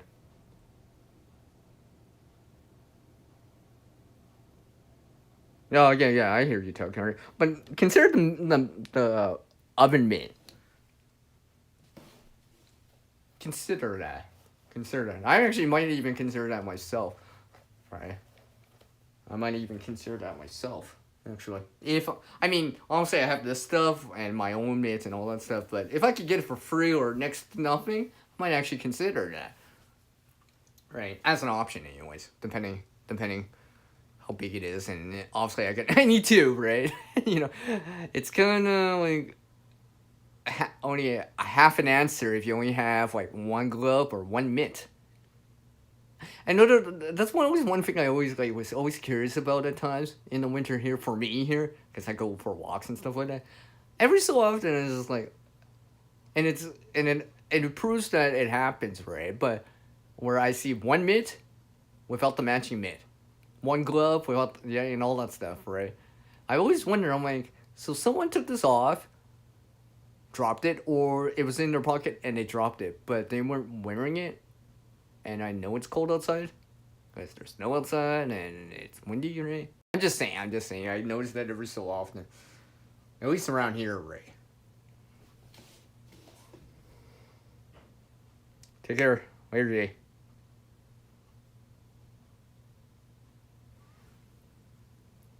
But yeah, this is why, like I said, I have this stuff. I think, like I said, if I was in Texas during that time, I'd probably consider like the oven mitt as an option right there. I mean, like, and the reason, one of the reasons I actually did this, and this other one where I converted socks into something for my hand, along the lines of that, because I actually saw my friend doing it. That's why. I didn't actually notice. Well, there probably is videos out there on YouTube. I just something I didn't notice, or I never saw them, or whatever, right? But this one year that I saw my friend doing it, this is why I started to try this out, because basically, my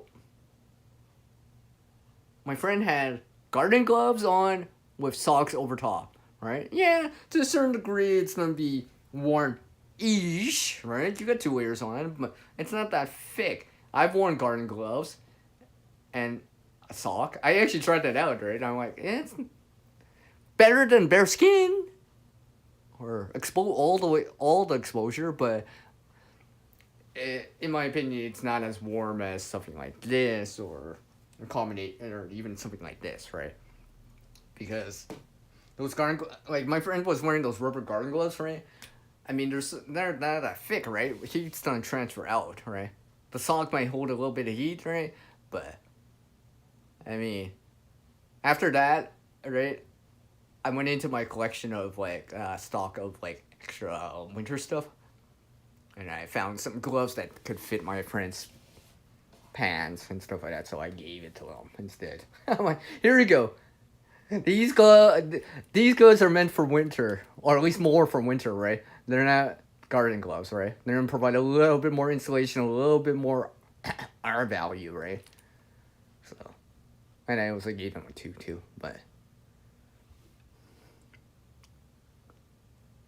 All right, later, Mark. Well, I mean, do what you can, Tuck. I don't know, like it just depends, right? But a lot of the time, these elements are pretty big for what they are. I don't know. You'll have to try, right? But I mean, like, just keep that in mind, right? Just keep that in mind because it's not that hard to sew a mitt. You just need a pattern. It's actually sewing a mitt is what I actually probably easier than sewing a glove. I know I know it is. Well, I shouldn't say I know it is, but I'm pretty sure. I'm pretty sure sewing a glove is actually gonna take longer than trying to sew a mitt. But yeah.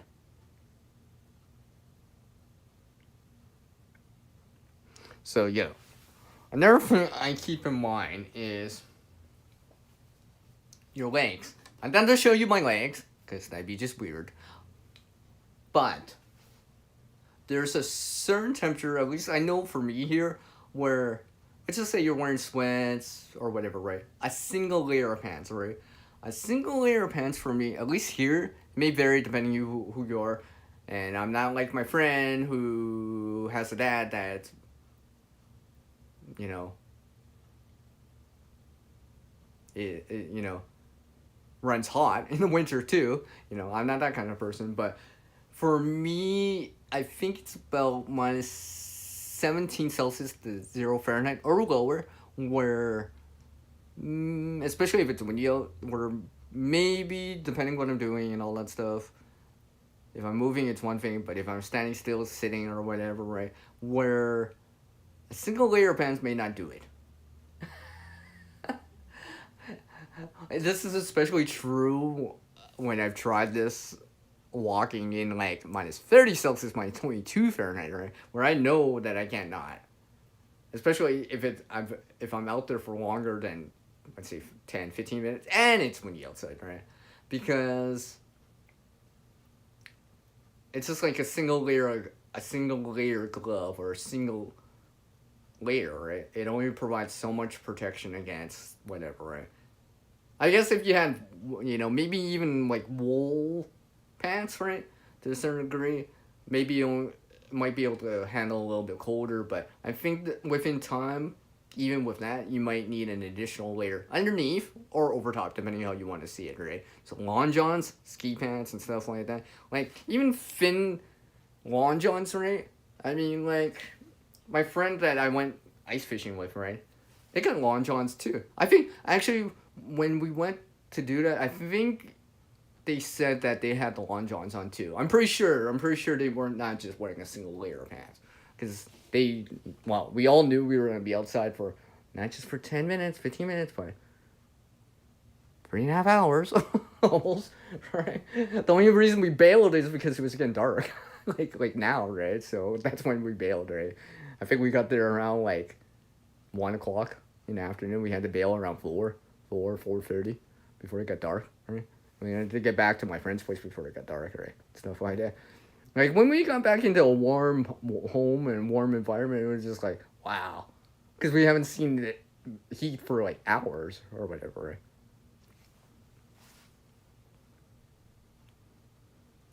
Take care of it, Sandy.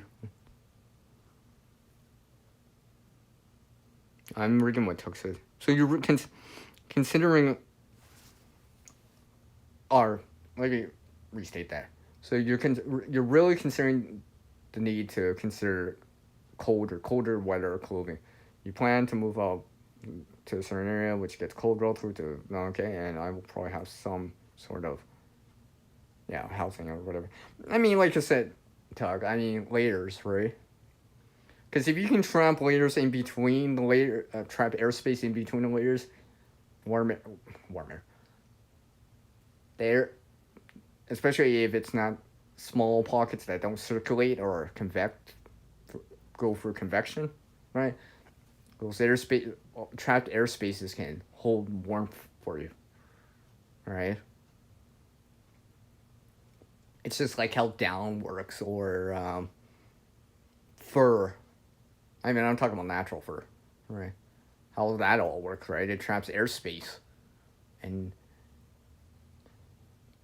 something like bubble wrap would be a synthetic thing, but I mean, like it reduces convection because the pockets are really really small. It's not like this big area like a room or whatever, right? And then it slows down convection. It slows down convection loss, and it also slows down the conduction loss, right? Because air's not the greatest vector for heat. And yeah, I see what you mean though.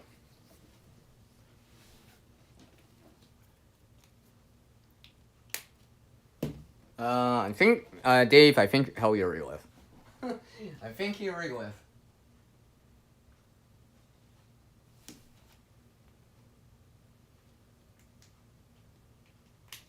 Like I said, Dave. I think Howie already left. Already. I think he had to go do something. He said something about his kiwis and all that stuff, but maybe you'll drop back in and take a look and see you in there. I'm pretty sure he saw you in there. But yeah. Hey, look. Now it's slush. Ish. But yeah, barely not getting an inch. That's not even that much, so. Now, if this was all water and I added more snow into it, slowly, like I said, the water will melt the snow, right? Until it reaches equilibrium again for what it is. Oh, you don't? Oh, okay. It's all good, man. It's all good. It's all good. I mean, at least someone's enjoying 12 Celsius over 50 Fahrenheit. At least someone is. At least someone is. I'd be lucky to even see that. Well, actually see that. I'd be lucky to even see it now. I mean, it is still possible for me to see above freezing here, but usually the average daytime high for me here is like -1, -2 maybe. Maybe, or just maybe +1 even, right? Usually the overnight temperature is, on average, now going to be below freezing.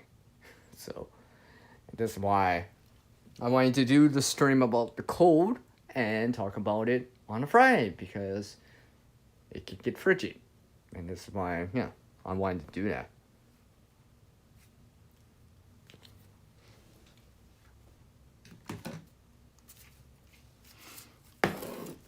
Let me move this out of the way here. Oh. Open this up here. Where did I put it here? Yeah.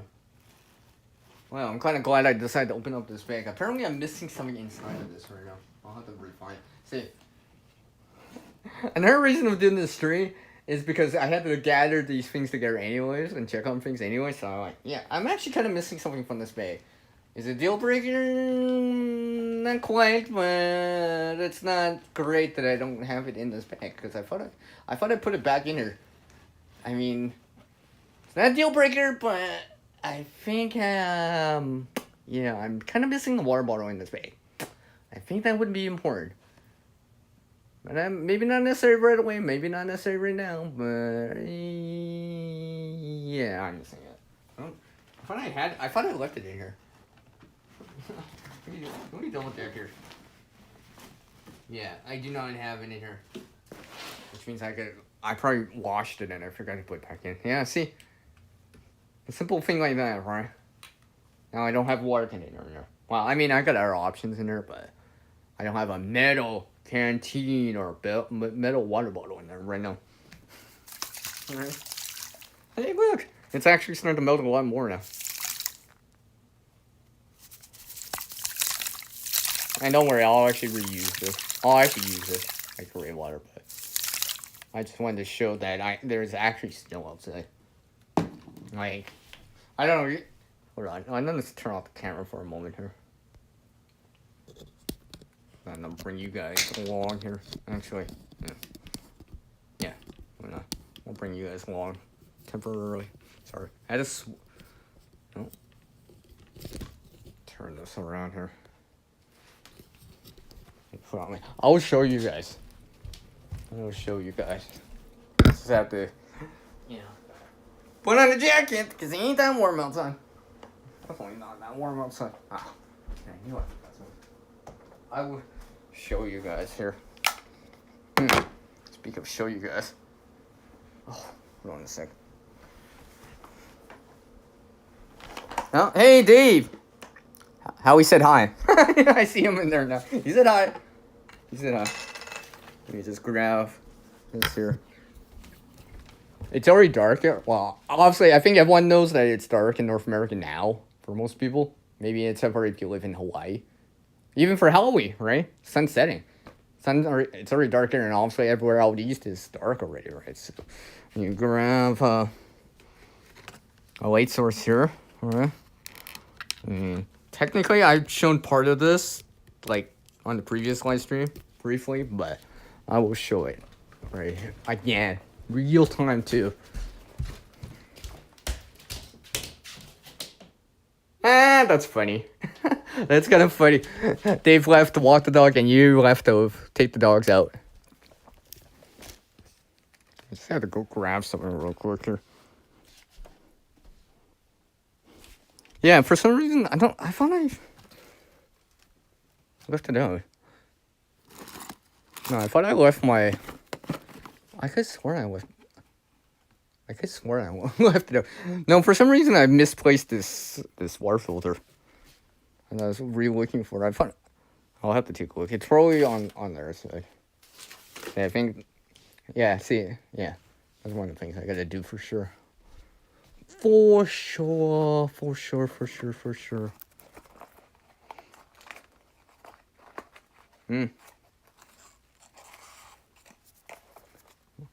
But yeah, I know how to see if I can go find it. I didn't take it anywhere, actually. I should actually have it, but I was just like, really? Yeah, I know how to do it after the stream, but yeah. Because that's probably not being boring. I know I didn't leave with it. Well, anyways. Let me just put on some clothes here. I'll actually stand outside for a little bit. I'm like, talking about winter here, I'm like, you know what? I can't just stay inside the whole time talking about it. I just had to make sure my phone was high enough. Like I said, to do this with. And I'll bring something out. Put on my zipper. And you know what I'm gonna do, guys? You guys know what I'll do? I'll sit on the snow. Yeah, I'll sit on the snow. Because you know why? Because I can. I've shown this before. The DIY seating pan, as a video and actually me sitting on top of it only. I actually tried this out even in minus 30 on top of the snow. I think the next time I do, not necessarily the next time because it's right now, but one of these times when I get a chance, right, I'm going to test out the duration more. Because I actually haven't felt the cold when I actually use it. You know, providing I'm wearing pants and or whatever, right? So, let me just flip this on here. Make sure I thought I brought the light back out. Hold on a sec. I had this light.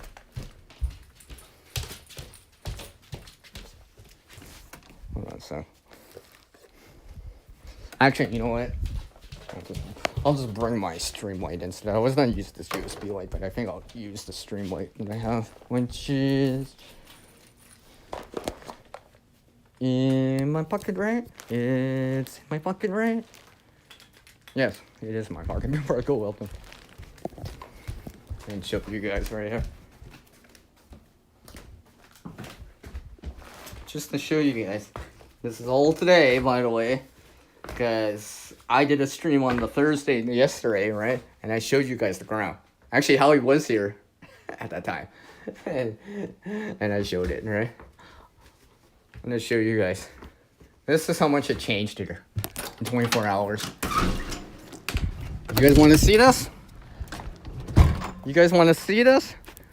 If you guys want to see this, I'll tell you, because I'm actually standing outside right now. All right. So while you guys are debating on it, who wants to see it? Give me one on the screen if you want to see this. I'll let you guys decide. I'm just stand out here for a moment though.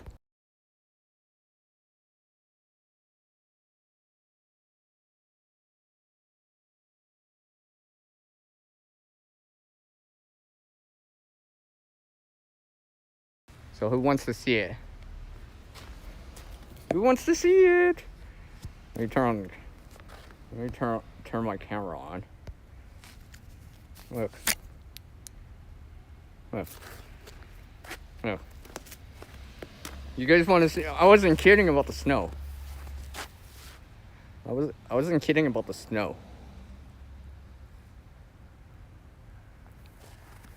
Hold on, I gotta move my finger out of the way.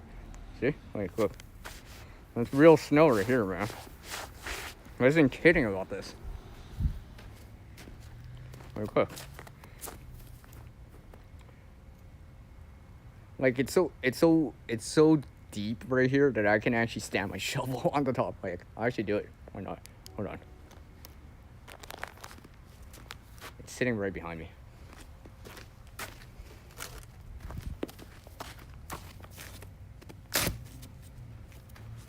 That's how much snow I got. So, that's how much snow I got already. I mean, like, I had to pile it up, but you get what I mean? And just to show something here, I will actually stand out here for a moment here. Alright? And I'll put my... See my seating pads right here?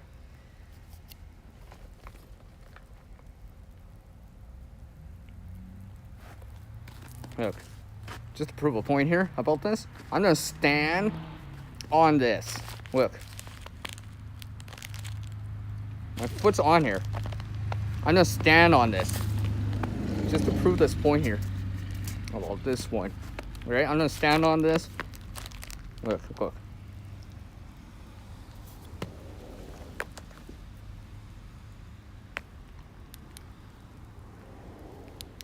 I'm gonna stand on this. The only thing that's protecting, the only thing that's a barrier is the insulation and that chip bag mylar right here. Are my feet, the top of my feet are cold because they're exposed to the air, but the bottom of my feet are warm. At the bottom anyways, because it's the insulation that of the seating pad, the reflective heat qualities of quote unquote the mylar, the aluminum coated plastic is actually reflecting some of the heat back. Right, like I'm gonna stand on this for a while. Just like look at this, as to prove this point here. Would I actually do this directly on the snow? Hell no. My feet would get wet, my sock would get wet, and I would be like, I'd be running back inside or like changing socks or whatever. Right?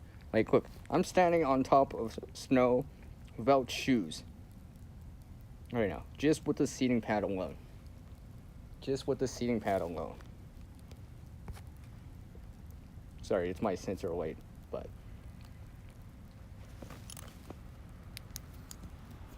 like here, I'm just not.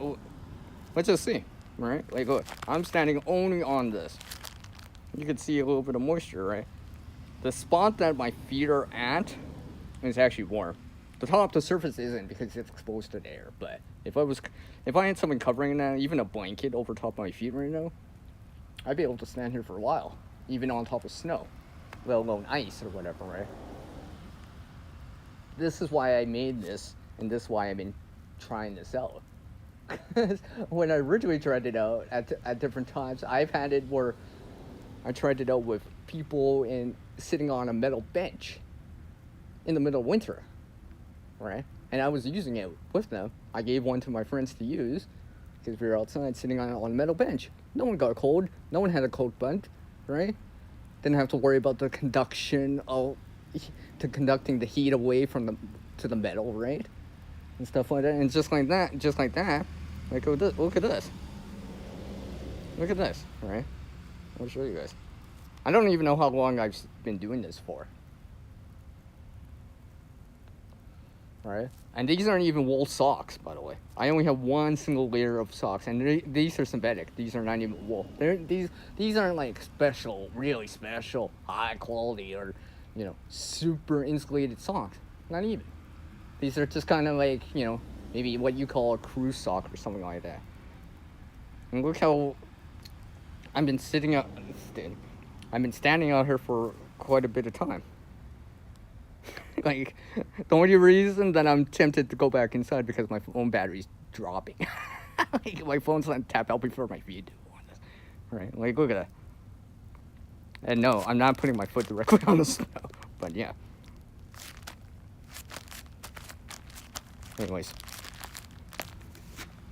You see what I mean there? Alright, I'm gonna turn off. Switch this off.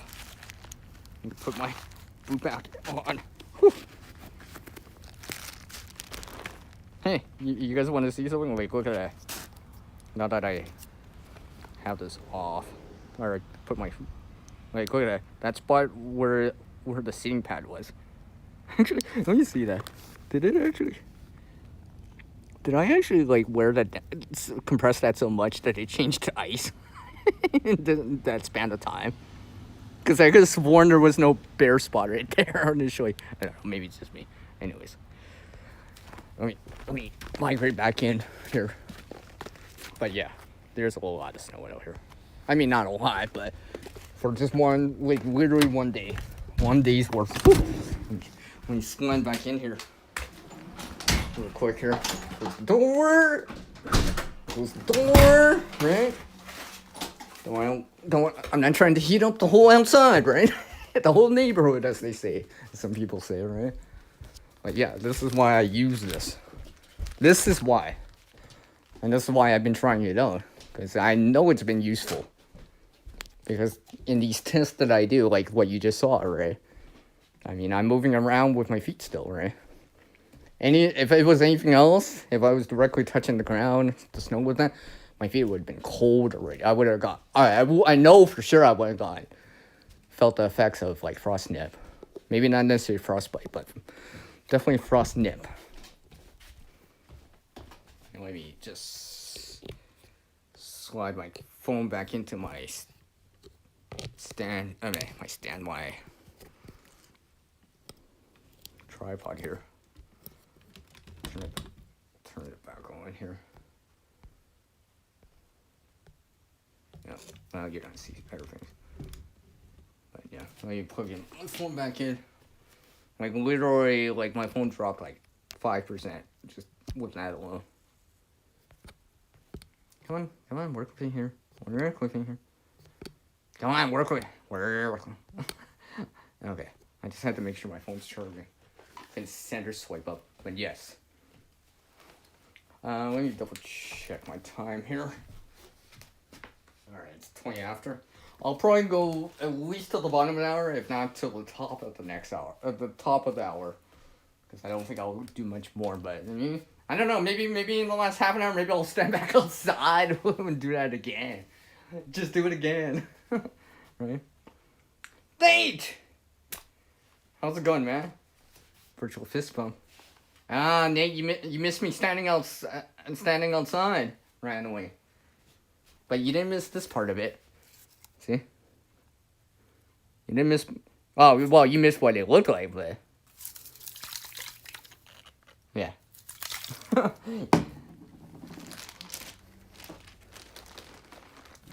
This stream is, I'm just talking about the cold and, things to stay warm with. Not just mitts and gloves and stuff like that. All toques, hats, and stuff like that. I don't know how cold it gets there for you, Nate. I never asked you, and I'm trying to remember, but I don't know how cold it gets there for you, but I know how cold it can get here. I mean, I already got snow on the ground. And that ain't no lie, because I just showed it. And that wasn't CGI snow. It's the real deal, right? Keep him warm, Nate. Keep him warm. Keep him warm. Keep him warm. And apparently I need to actually find some stuff too. Pass some of that heat. Dang. Pass some of that heat, Nate. Dang. 16 Celsius? Dang. I probably won't even see that till like May. Maybe April at the earliest. Now, I highly doubt that I could see a temperature. No, I almost highly doubt that now. It's November here. I'd be lucky enough to even see like above 50 Fahrenheit, 10 Celsius. Right? On average, it'll probably be like, it's just going to be slightly above freezing during the day and it'll be below freezing at night. That's how the forecast is for next like 10 days right now. Dang. That's some of that heat, dang. I don't know. I would await some of that heat. That'd be nice.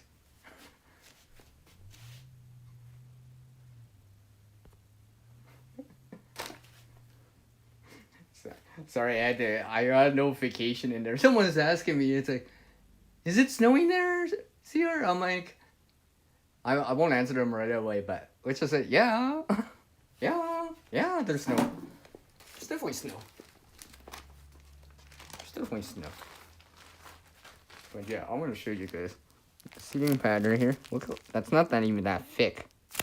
I have a thicker one too. That's almost as, look at the thickness. Right here, just comparing apples to oranges here, right? That is thinner than this. Although I wouldn't wear it 2 layers. I would wear it around my face or whatever, right? Keep my cheeks warm or whatever, but it's not even that thick. It's because, let me just lay it out here. Oh, yeah. Trapped airspace, right? Just like bubble wrap or whatever. The small airspace is holding back the heat. This is why I could stand on snow with that. Sit on snow with it. Like literally, like within 15 seconds, depending like how warm my seating pad initially was, right? If I left it outside all night, because I've done this, right? Then it would probably take a minute. But it will slowly warm up. Like, if I put my feet back on this, right? I probably should try to show this in a video or whatever, right? Because it's kind of hard to show this, and I don't have one of those, like, heat sensor or laser thermometers, whatever you want to call it, right, to show the temperature. But after a while, right, if I was sitting on here, this part right here would feel warm. It would feel warm. I've actually used this before to warm back up my hands. From Frost Nip, right? They're like, what? How? Because the seating pad can hold back some of the heat. To a certain degree, for a certain amount of time. Not that long, right? But it's kind of like, what's that word? Like a thermal mass, for example, right? Because I've done it before where basically I would sit on it, my hands would be a little bit cold, even colder than what they are now, right, or whatever. Not frostbite, but frost nip, right, where my hands are nipply, right, because it's like minus 30, minus 22 Fahrenheit. I would sit on it, put my hands back onto it, and I would warm up my hand just a little bit more where it's not so bad, right? And then put all my gloves back on or whatever, right? And then something like this, when I bring this with me, right? It's either in the back of my bag, on the side of my back, right? Underneath my jacket that I'm like wearing right now, right? Or coat, or in the front of me, right? And it provides that and remember how I sat on it? I've shown sitting on it, and you just saw me standing on it, right? directly on snow, right? I mean, I could have took off my sock, but not, but with just sock, right? No shoe, no boot, or anything like that. And then I wasn't complaining about the cold yet, right? Similar to like having not a seating pad, but a sleeping pad, right?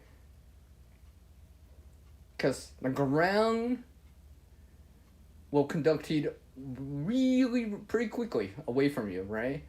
In comparison to the air temperature, the air itself, right? The ground, the earth itself, the soil, the snow, blah, blah, is going to pull heat away much faster than the air can. Just because conduction is usually faster than convection for heat loss, right?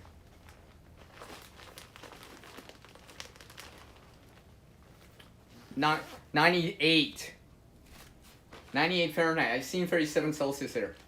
98.6, more or less. I know.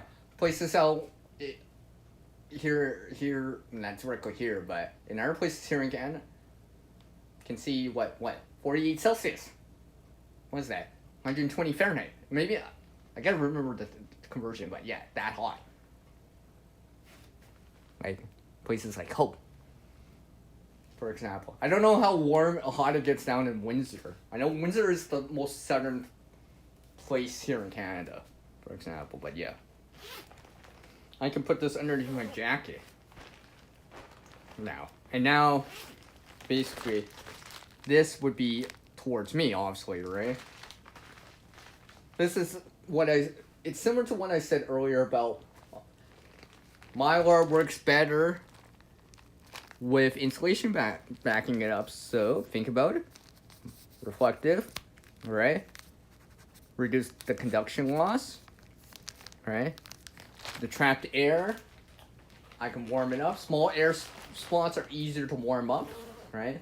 Similar to like how some of those videos out there talk about like shrinking your space that you're trying to heat up, for example. Especially if it's really an emergency or whatever, right? Grid down or whatever, right? I'm talking about like, on the same line, same realm, or on the same line of like the Texas freeze of 2021, right? Because a lot of the videos even refer to that too, right? And just like, and I see these like,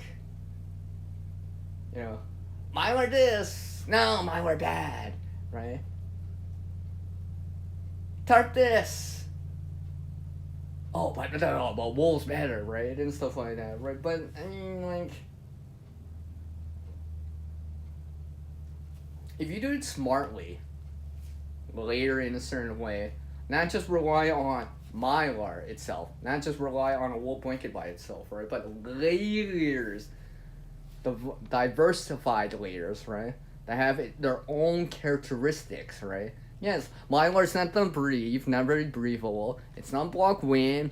It's not block water, right? It's gonna have heat reflective qualities to reflect radiant heat, either through a fire, yourself, or through the sunshine on a clear day, right? Wool is gonna be more, can hold its heat even if it's a little bit damp or wet, right? It has trapped air. It can insulate, right? Oh. If you combine both of them together, similar to what I just showed about the seating pad, wow, you got the combination of both. And now you have insulation backing up that Mylar.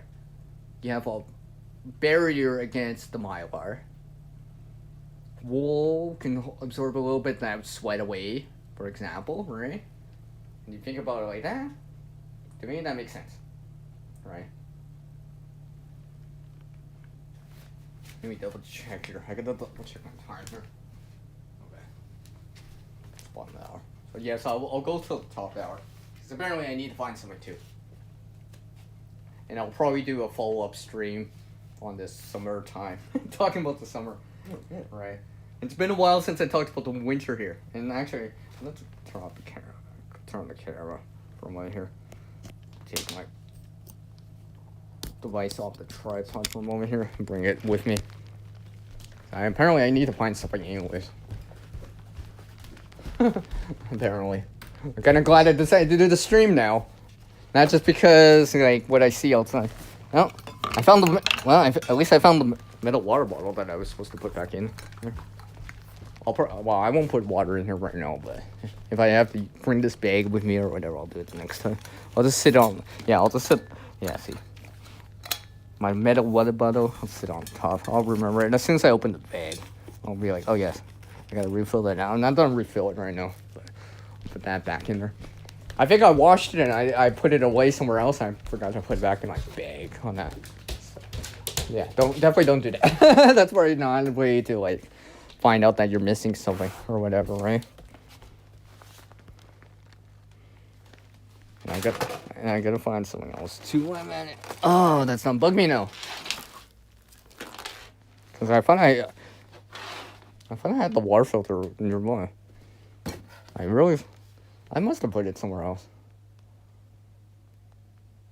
I haven't used it for a while, but I had it out the other day. I'm not sure why I don't see it. I swear. I thought I put it right here. Or is it under? Maybe it's sitting under it. No, it's not sitting underneath. Oh no, is it? No. Thought I found. It'll show up. I haven't brought it out for a while. It should be actually in here somewhere. I'll find it later, whatever. I have air filters too, just in case. Two is one and one is none, as they say, right? So in the meantime, I have a backup. Not ideal, but don't back up. Nevertheless, actually, is there two? Sure. I must have. I thought I had it the other day, which is funny. It's so funny that I can't. It must have slipped down somewhere, and I don't see it. I don't know why. But yes, definitely don't do that. It's probably not the way to start off an adventure, right? Stuff like that. So in this last 25 minutes, right? I'm just gonna say this to kind of fill in the time now. I said what I wanted to say for the stream. For the most part, I had a chance to say what I wanted to say in the stream. So I know not everyone experiences winter like how I do here, right? I know some of you are like, winter, it's still 60, 70, 80 Fahrenheit. 16, 21, 27 Celsius. Right? I understand. But with that said, I do know one thing for sure. When I talk to other people, like in Australia, some other places, right? And they told me this before, right? They considered 50 Fahrenheit 10 Celsius cold. Because they're usually on the higher temperature side, they're seeing like 104 Celsius. 40 Celsius, 104 Fahrenheit. So, like, the difference, right? Now, normal daytime high, even during the summer here, is, like, probably, like, 70 Fahrenheit, right? So, like, let's consider that. So, from 100 Fahrenheit to 50, so that's a difference of 50. That's, like, me seeing even 20 Fahrenheit, right? There's a difference. There's a dramatic difference, right? And what you're used to or acclimatized for. Now, like I said, everyone has their tolerances to heat and cold, but eventually the body will give out without some intervention of some sort or some sort of external heating in this case of cooling, if it's in the summer or whatever, right? Water and all that stuff, right? Without those inputs in, right? Or solid shelter, solid clothing, cover options with you, whatever it is, right? Provide shade in the summer or block wind and insulate you from the external temperature, reduce the heat loss. Well, let's just say it's not bite. And I mean that literally and figuratively, because the frostbite's probably not get to you. You probably don't feel it. And it's not a pleasant experience at times.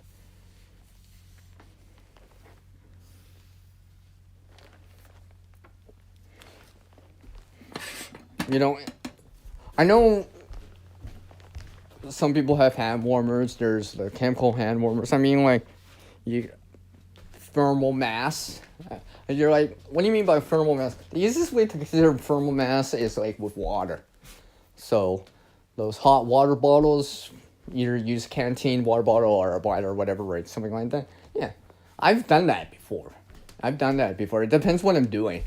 It depends what I'm doing and what I have access to, and or whatever, right? But that I always consider like a hand warmers, even the phase change type of hand warmers that you reboil or whatever, right?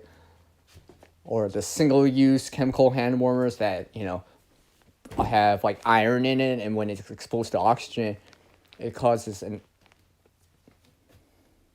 exothermic reaction, aka it releases heat, right? To hot water. I mean, like, some of these videos, like, supposedly, right? Supposedly in the past, before all this modern day hand warmers, blah, blah, blah, right? Water was used, right? Coals were used, bricks were used, because they can hold heat, right? Like, this whole kind of, like, old school, like, a peasant, let's say medieval time. I always refer to it as medieval time, but even 16, 17, 18, right? Even to the turn of last century, right? 1900s, right? I mean, this is before the age of plastic. This is before Mylar. This is before certain little things, right? Some people still have to revert to use certain little things from the past, right? This knowledge that helped people in the past, like hot water heater. Maybe use a brick or something along the lines of that, stones to a certain degree, right? Make sure you know which ones you want to use, right? Avoid ones from the that were soaked in water and all that stuff. But I think sandstone too, you're supposed to avoid that. But you want something like granite or something a little more rigid, kind of solid, right? But basically, they would warm these things by fire, by the hearth, right? Similar to, like, the grid's not down. I can, heat up over a stove. That could be a campfire or anything like that. Water. Put it in a bottle, which I've done in the past, right? Or something similar to that. And use that as a active. Unlike passive sources like clothing or whatever that passively work, because there's no energy input in or energy needed for it, for the system. It's not an active source, right? But these allow you to have a few more hours of more warmth, even maybe to the point that it's hot, right? And if it's really windy outside, let's say wind chill's really, really high, right? I might even consider it, or I'm outside for long periods of time or whatever, I might actually consider it too, right? Because, because if you keep it on the inside of you, a hot water bottle, this could be a brick or anything like that. I think some of the videos I've seen earlier, because it kind of makes sense, is that since heat will always escape from hot to cold, and the more different that temperature is from the hot to cold, the greater the heat loss, right? Because basically there's nothing to insulate it. There's nothing preventing it from all the heat to escape, right? So it escapes faster. It's like the difference between, like, leaving a hot coffee in a mug on a counter compared to, like, putting it into a thermos, right? What's gonna keep your coffee warmer? The mug? No, because it's open. The heat can escape from the top. It can radiate out. It can conduct out through the ceramic of the mug, right? Where a thermos has qualities like, a mirror-like surface like Mylar to reflect the radiant heat. Vacuum chamber to prevent convection loss.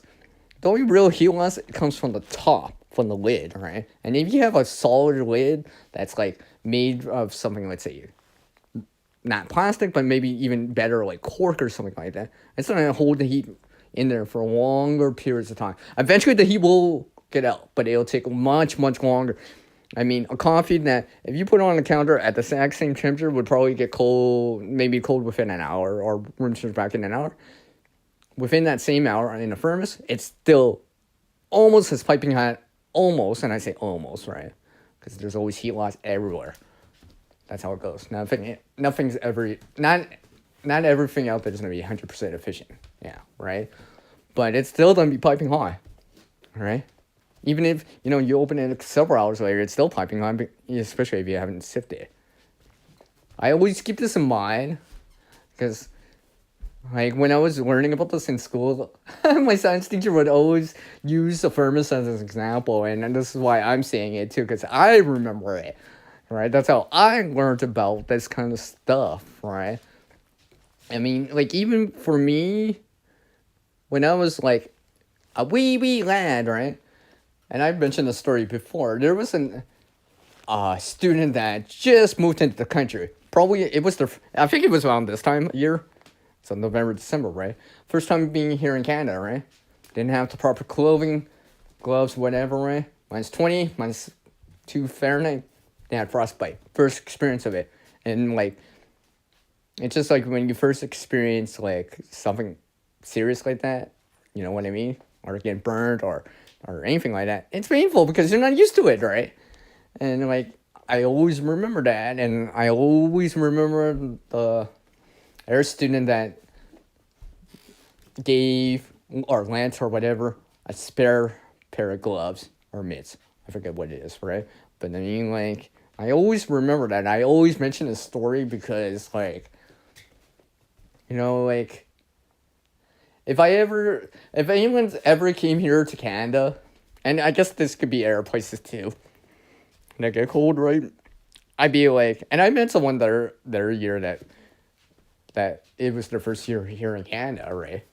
First time in winter. I said to them, I'm like, yeah, you might need some clothing options. Layers. It can get cold here. And I know it does. I know it does. Because I've been outside in it at times, right? And I'm just like, yeah. Yes, I see you're still here, Tuck.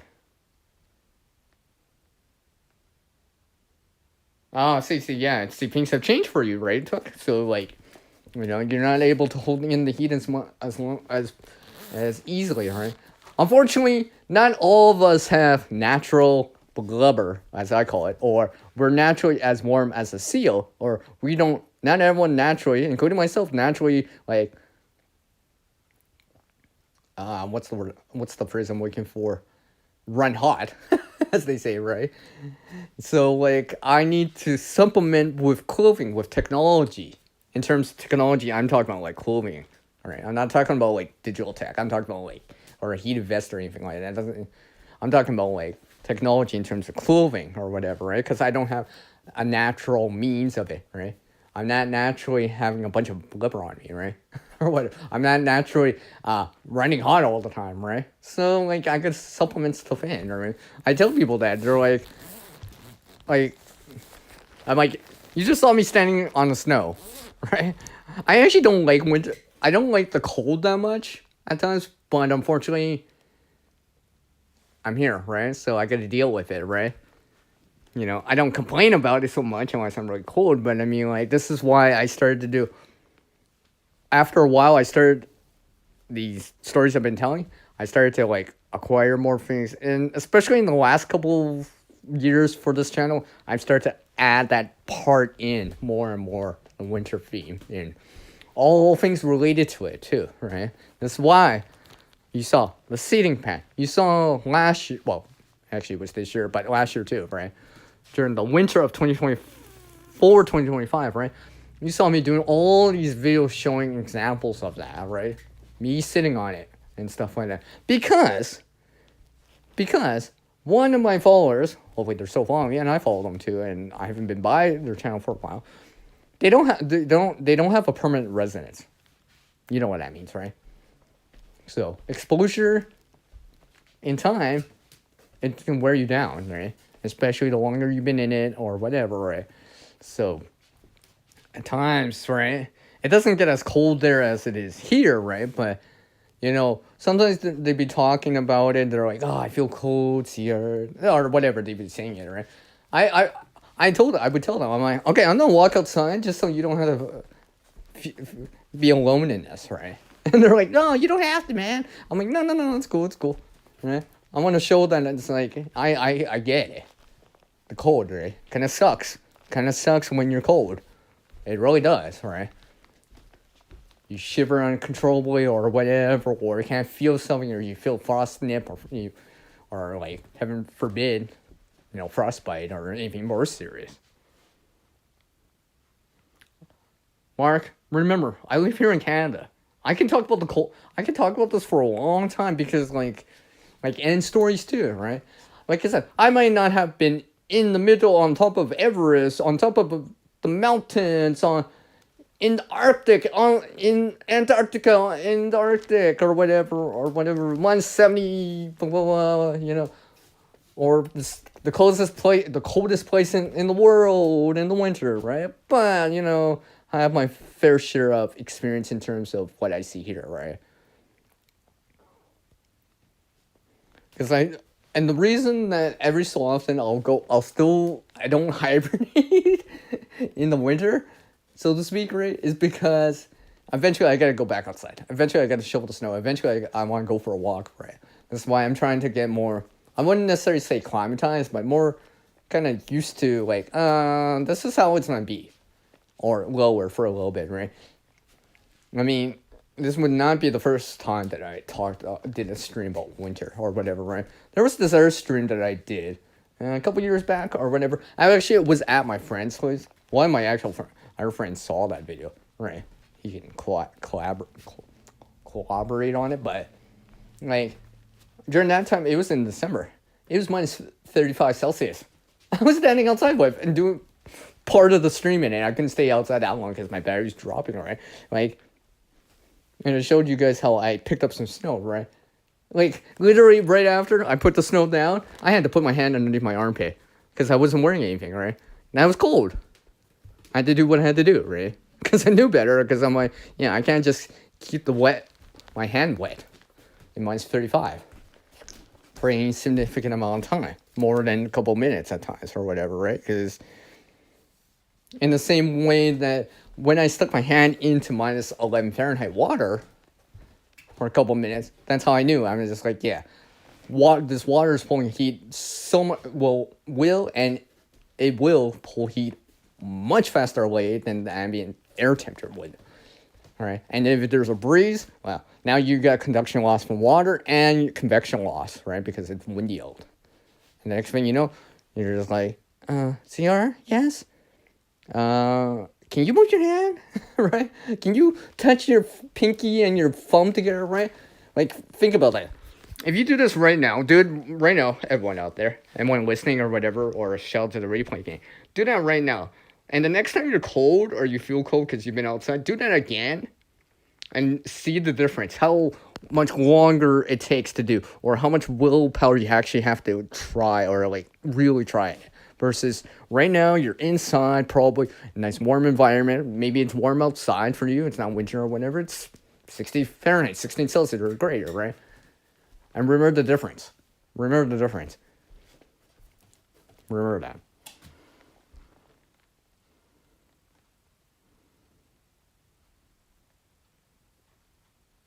Mark, stop doing that! I swear you just want to say that. But hey, you know what? Food does generate metabolic heat, right? It keeps you on the inside, fuels your body too, right? I mean, because you're burning calories in the winter, right? To stay warm too, right? And if you're shivering, obviously you're burning even more calories, right? This is why something like shelter components are important, which usually means cover clothing in this case, right? Because, the thing is, I hear these stories all the time, randomly, right? This person I know who lives in the U.S., right? I've talked to him briefly every so often or whatever, right? Not personally or whatever, or not in a private jet, but from the times I've been in their streams and vice versa, I've talked to them once, in their stream on the panel, but they don't do that now. But they see. I feel like I just want. See, I just derailed myself. I was right there, then I just like lost that train of thought that I was gonna say in there. But basically, they were. If you're not eating well, you can't generate that much metabolic heat because it takes calories, food, energy to burn to generate heat. You know, metabolic heat, right? If you're not drinking that much water or whatever liquids, that too, right? Lack of suitable clothing, and I say suitable, adequate clothing for the conditions that you're in, right? So if you got like holes in your socks, holes in your pants, holes in your jacket, holes in your shoes that you're wearing in the winter, that's basically like, you basically don't have cover there, right? Wind can penetrate through that, snow can get in, water can get in. The next thing you know, you're a little bit colder than you usually would be, compared to someone else that had, like, let's say, clothes that didn't have holes in it, ate better, or more food, drank more liquids, right, in comparison. So,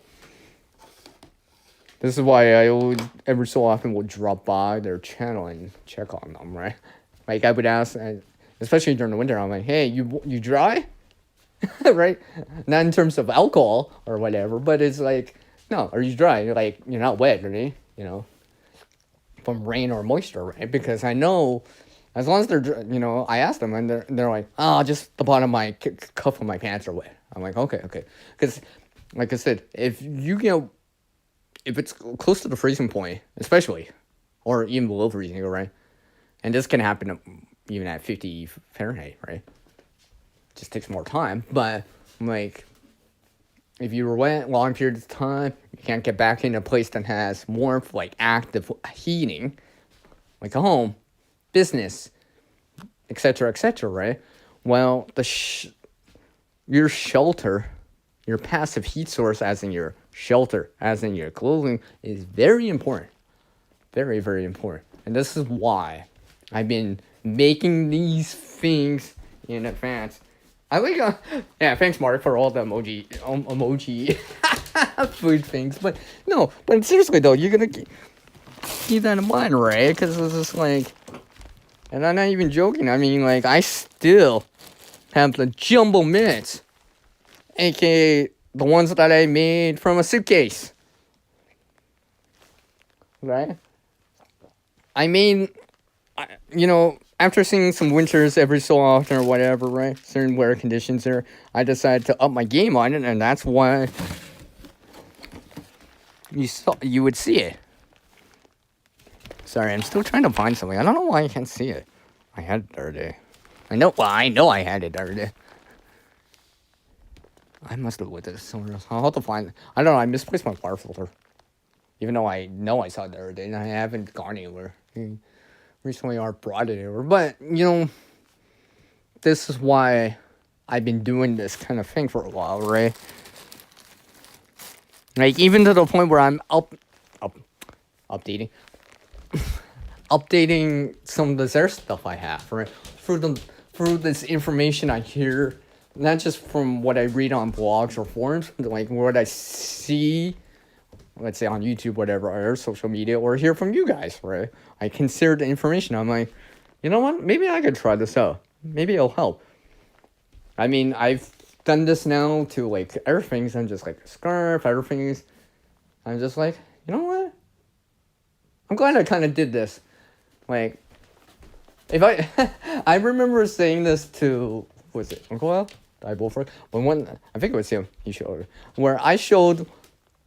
Because I think the stream, I was on the panel and they were talking about winter or whatever, cold or whatever. I was showing them, I'm like, if I say I'm wearing like 5 or 6 layers, it's really cold. If I'm wearing that many layers. I mean, some of these places where it gets extreme, even colder than it does here. I'm talking about like -50 and so forth, right? These guys, the people in these areas, like, you can look at these videos up on YouTube or whatever, right? People that are stationed in Antarctica, or there's this place in Russia called Starts with Y anyways, right? Where it's extremely cold, like they don't shut off engines in a vehicle because they can't restart them. They don't even have running water because pipes would freeze, right? And all that stuff, right? And exposed skin is within seconds at those temperatures, right? And stuff like that. Well, when you look at them when they're dressing, you can see like 4 or 5 layers at times, right? How thick their pants are, how thick, how many layers they have, insulated layers and all that stuff they have around their hands, right? What they have around their face or nose or head layer, right? Not just tubes, but maybe even something to block the wind. Maybe something on top of that. Maybe like something a base layer, an insulated layer, then a shell, right? I mean, this is why I've been trying certain little things out, is just to see how they perform, even for what I see here. Like, see, last year, one of the things I decided to do, like, for anyone that hasn't gone skiing before, right? Like, as a kid or whatever, or tobogganing or anything like that, right? A lot of the kids, especially around here or whatever, right? You know, they got a form of one, or their parents have bought one, or maybe even if you're older and you go to a ski club or whatever, you may have ski pants, right? Ski pants are basically you have an outer shell, and usually they have a liner that provides the insulation, right? One of the things I decided to try out was to test to see, how warm are these, right? How warm are these? Because I got another pair. I got an older pair, or I got a newer pair, right? I tried the older pair last year, but one of the things I did was I actually wore them, the ski pants, with shorts on only underneath, in -30 Celsius, right? The only thing that got cold was when my knee directly touched the material, right? Because I don't have a layer of pants underneath, like, let's say, long johns or whatever, right? So, but basically, like that, I knew, right? I was just like, yeah, these are even warm, even with just wearing shorts, right? Providing I'm not directly contacting the edge of the material too much, right? Where I would lose the heat from my skin to conduction, right? You know, there's enough insulation to hold it back, but like, I mean, it was, even against the wind, I was just like, wow, it's because the shell and the insulation is helping, right? But there's proof to me that, if I'm okay or somewhere maybe comfortable at least in that, then maybe I can go down to a lower temperature. And especially if I'm not just wearing shorts underneath, right? If I'm wearing long johns underneath or another pair of pants underneath, I'll probably be good for a bit. I mean, I still have to try that out, like I said, right? Because one of the things I've been looking for here for a very long time here, because it's expensive, it's bulky, is I'm looking for some sort of sleep system for the winter. Like they say, some of these videos out there say, oh yeah, get a sleeping bag for the coldest temperature you expect. Well, you know what? The coldest temperature that I can see here is -45 Celsius. That's probably what, minus... I know, it's cold, right? So, like, I don't know, like, I have a hard time trying to find that. Relative where I can actually get it, right? Or access it or obtain it, right? You know? Yeah, if I had hundreds and hundreds of dollars, or really, really lucky, or real blah, blah, I could maybe get something, but, you know, I've been working on this. But this is why I'm working on what I have, you know, your sleeping bag on you, as they say, right? What's impressive, Tuck? I don't know what's impressive there. You just wrote that's impressive. I just said a whole bunch of stuff. I don't even know what he means. I know what I just said, but I'm like, I don't think that's that impressive, right? Unless they're talking about the ski pant thing. Right? Because I actually have a spare. I don't usually wear those that often, but if I'm outside for long periods of time, or it's extremely cold, like, when I say extremely cold, for me, this is where Environment Canada here would issue an extreme cold warning. Right? That's how I know this is I better take this pretty dang seriously when I go out. That kind of thing, right? Not saying I wouldn't take it seriously normally, but I'm taking it even more seriously. I'm upping my game. I'm bringing a little bit of extra layers, maybe whatever, hot hand warmers, whatever, a hot water bottle of hot water in my pocket. I don't know. Shelter components, cover components like extra mitts, scarf, hat, whatever, right? Winter boots with a liner, right? Like, remember this video that I showed back earlier in the year? Pretty sure it was earlier in the year. I gotta remember. It's been a while. I mean, I'm actually considering on getting where I showed this liner, how I modified these winter boots. Well, I'm almost considering on bringing them back to my, where I have to shoot my shoes and all that stuff, right? I'm actually considering on bringing it back out from storage because I'm just like, well, just not quite yet, but pretty soon I'll probably have to do it by the end of the month for sure, right? There's just a certain point where shoes and what I was just wearing outside earlier won't cut it anymore because it's just simply too cold. I need more layers, right? I can't just have a sneaker on or something like that, or a single layer rubber boot or something like that. I need something that has an insole, has insulation on the inside, because remember, conduction from the ground when you're walking outside in the snow, whatever, is quite high because you're in contact with the cold surface, the ground, the earth, the snow all the time, right? And this is, right? And with shoes, boots, or whatever, you can only put so many layers over your feet. It's just one of those things, or else you can't move your feet. Or you could put on 5-6 layers of socks, but you're not to be able to fit that back into your boot or shoe, right? I think this is why they say try to get it for winter boots or whatever. You try to get half a size bigger or whatever to adapt, so you can use more layers, like an extra pair of socks or whatever, right? Oh, whatever there, Drops. Oh, whatever there. Oh, yeah. I figured you were talking about the dog. But whatever there, Drops. Yeah, okay. Hold on. Do I have enough? Yeah, I got enough battery, don't I? Alright. I will show this again. Hey, Tuck. Do you want to see it again? You want to see it again? You want to see me doing it again? I will show this, just because Drops is here. I'm like some Arab people. Oh, yeah. I was like, where did I put it? I'm like, oh, yeah, I'm wearing it. That's why I don't see it. Oh, wait. Hold on. I can't just bring my phone out there. I need my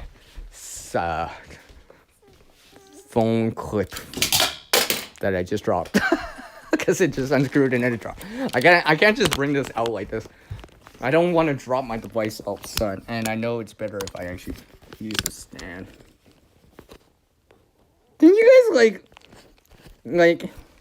like pass on that dang heat, man? Like, you guys are like, it's 50 Fahrenheit, 10 Celsius. It's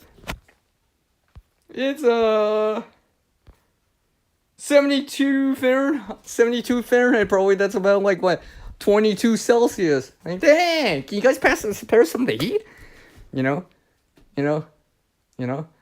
Maybe if you spare some of that heat, you can raise the jet stream for me. So it'll be above me, more north of me, and instead of being so south. Because like I feel like the only thing I'm experiencing here is the Arctic air. Yeah, you want me? All right, I'll do this. I just gotta make sure I bring a certain little thing with me. I gotta bring the light switch with me. It's not that bright, I'll tell you. Well, I'll tell you. Any time here. Yeah. I'll show you guys. I'll time myself. Yeah. Let's do this again. For real. Alright. Let me pick a spot right there. Hold on a sec. Look. The seating pad. Oh, and then take off my shoe. Look, boot, sock. Look. All right. I actually did this earlier. All right, I'm gonna do this again. Look, I'll stand on top of the snow. The only thing protecting me is this, or whatever there, Mark. Whatever there. I swear I should time you out for 10 seconds just for saying that crap. Like, really, dude? Yeah, see, I'm just gonna do this.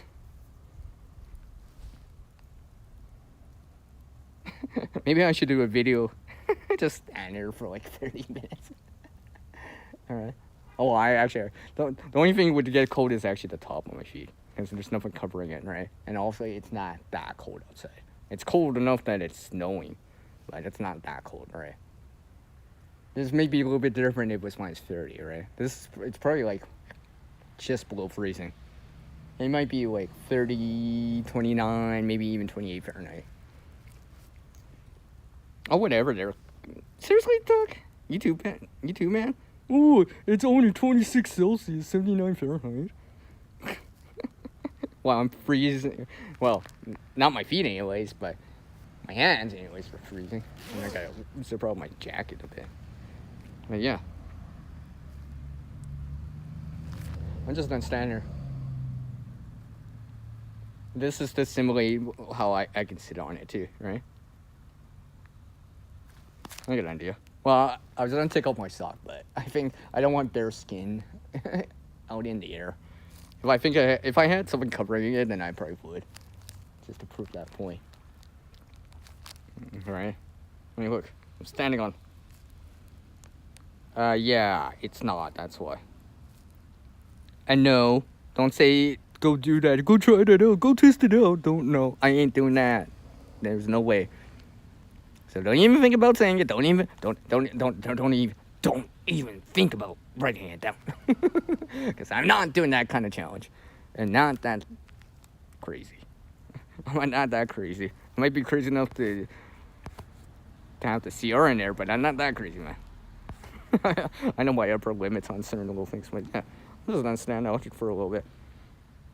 I mean, I could stand out here longer. It's actually my phone battery's gonna die before my feet would give up, but yeah. And you saw how it was underneath before I stood on this, right? See, boots are behind me, right? Look, and this is fresh snow, right? Let me put my boots back on. Oh,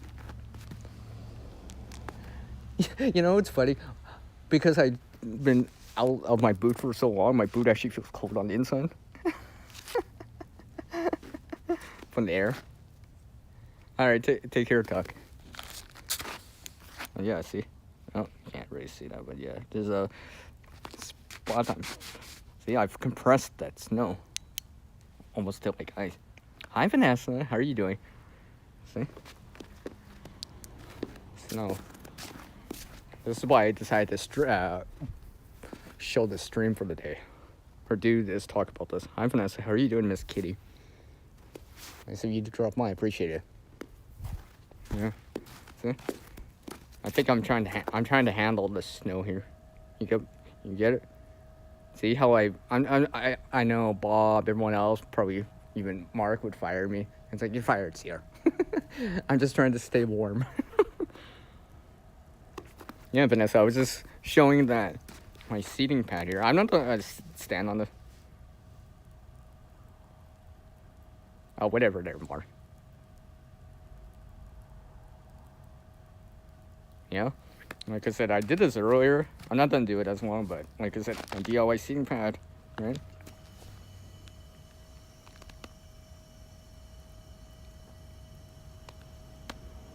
I'm not gonna do it as long. I need to actually go back and charge my phone, but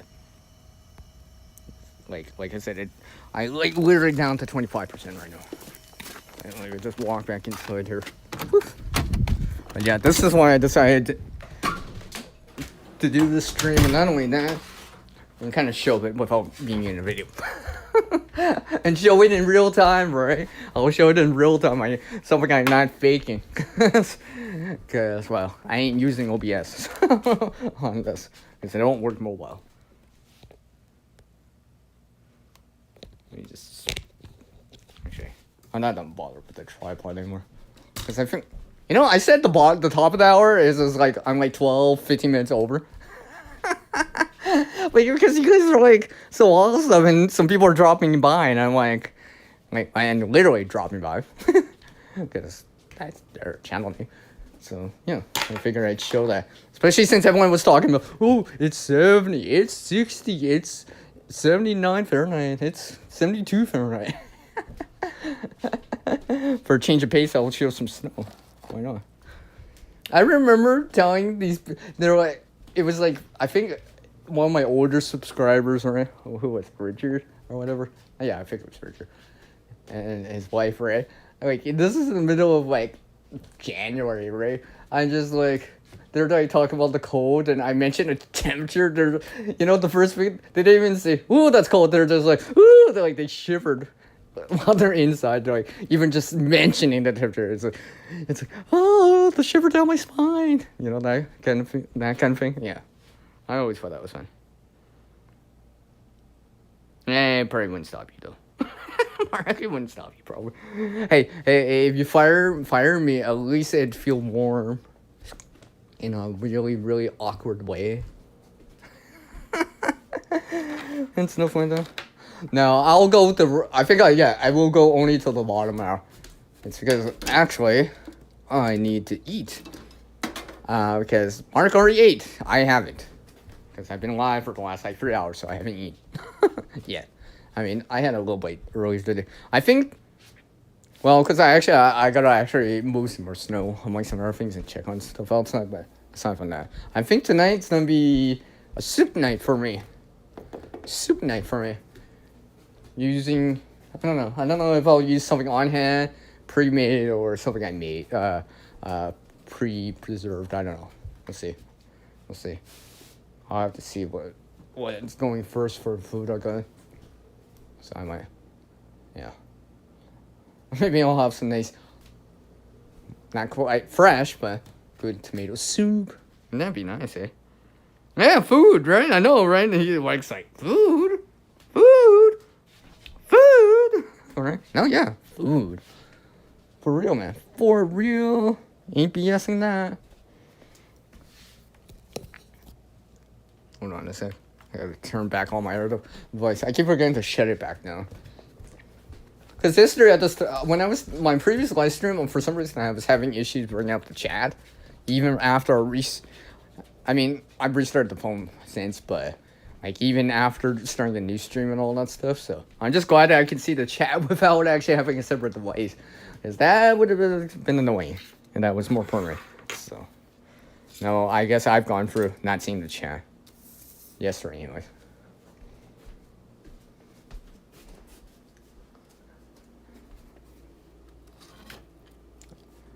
I'll show you guys something, providing you don't drop it.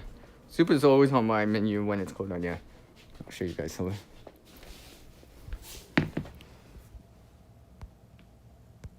Yeah, I think it's definitely to the top and bottom now. Because I'm like down to 23%. That's another 15 so minutes. I should be able to make it. Go back outside and let my phone charge back up. I gotta move some more of that out of the way. I don't think this amount will linger long term, because the temperature's supposed to rise back up above freezing during the day, so. And I'm supposed to see sun after the weekend, so. And it's enough snow that I can stand the shovel, but it's not that much. And it's not like, and this is the first of the season, right? So there's no buildup of snow underneath it, or ice underneath it, right? The snow hasn't compacted down to ice yet, right? Snow melts, especially fluffy snow, can melt faster than ice. It takes a little bit longer to melt ice all the way down, or all the way. Man. See? No, that's all I can think about is like soup this, soup that. I think, yeah, I think so. So. Yeah, and I felt. See, I was boiling something earlier, like, and I have the residue water. See, I mean that's not this is quote unquote gray water, right? I think it was like for something I had to drain the water. Oh, because I needed water as a medium to cook it, right? But I think I'm not actually Like, I could easily heat up the water. Let's say if I was going out or whatever for a long period of time, it's colder out. I could heat up the water right now, stick it in a bottle or whatever, not thermos, but hot water, bladder, bottle, whatever, all that stuff, right? Stay warm with. And especially if I had the additional shelter elements with me, right? It'd be the combination of both, passive and active sources, right? So, clothing and fire, or clothing and heat, or cover and heat, and indirectly, if I was sitting on the stove or whatever, regardless of the source that's coming from, even solar or whatever, right? I'm basically converting that solar, fire, a stove heat source, right? Something that's not very mobile at times, very situational or whatever, and being able to migrate the heat to something else with water to firmly hold that heat and kind of use that heat energy a little bit later, or at least a way or a more mobile source of it, right? Where I can walk around with it or whatever, right? I mean, I remember some people that did like, and now, how many days was it? 5, 6 days? I don't know. In like way below freezing temperatures. I'm talking like minus 22 Fahrenheit or so, or lower, right? And like one of the tips that the guy said, right, it's like they had to use the hot water heater, right? Frostbite, even with their gear, right? Even with a pretty decent made shelter, right? It's just kind of, it was just something to cut the edge, right? They had access to fire. They were making a campfire anyways, right? So basically, they were using fire to indirectly stay warm with. And because I'm relating this into preparedness to a certain degree, right? Burning things inside is probably not a good idea. CO inside is probably not a good idea. Bringing your barbecue inside is probably not a great idea. Bringing, and all that stuff, right? Cold is one thing. Exposure is one thing, but CO can be even faster, right? So because I heard these stories, right, about people, right, burning things inside, and next thing you know, they don't wake up, unfortunately, and it still happens, unfortunately, right? CO detector and stuff like that. Like I got one, I make sure of it. It's at low, right? But like people that were like staying warm in front of let's say an outdoor camping fire pit or whatever, right?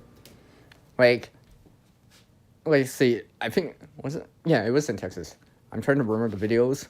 It's been a while because I haven't looked up the subject for a while. But every time I see that, I always like, if I was there, I'd be like, you know what? I'm gonna heat up some water. That's how I would do it. I would heat up some water first, because at least, it's not to be as hot or as radiant, yeah, as fire, but hot water could be a source of warmth too, right? And remember, it doesn't, you basically transfer all the heat energy from the fire, or at least some of it, right, into the water, right? A couple hours or whatever, right? But that's not, you can bring that into your shelter, you can bring that into a tent, you can bring it inside an environment, home, apartment, whatever, right? And generally be safe, providing you don't drop it and spill it all and get it wet. Get things wet, right? That's probably not the way to go. But providing you can do that and not get burned by it, because, it might be really hot, right? You might put it into a wool sleeve or some sort of sock or whatever, so you don't directly touch it, right? But I would do that first.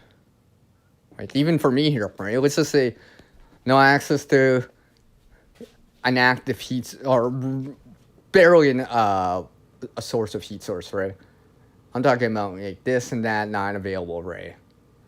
Because I've done this in the past before, where I had a friend and I was visiting them. For some reason, I don't know how, I don't know why, it was like minus 17 Celsius, 0 Fahrenheit, maybe even colder, right? The furnace wasn't working. They had power, right?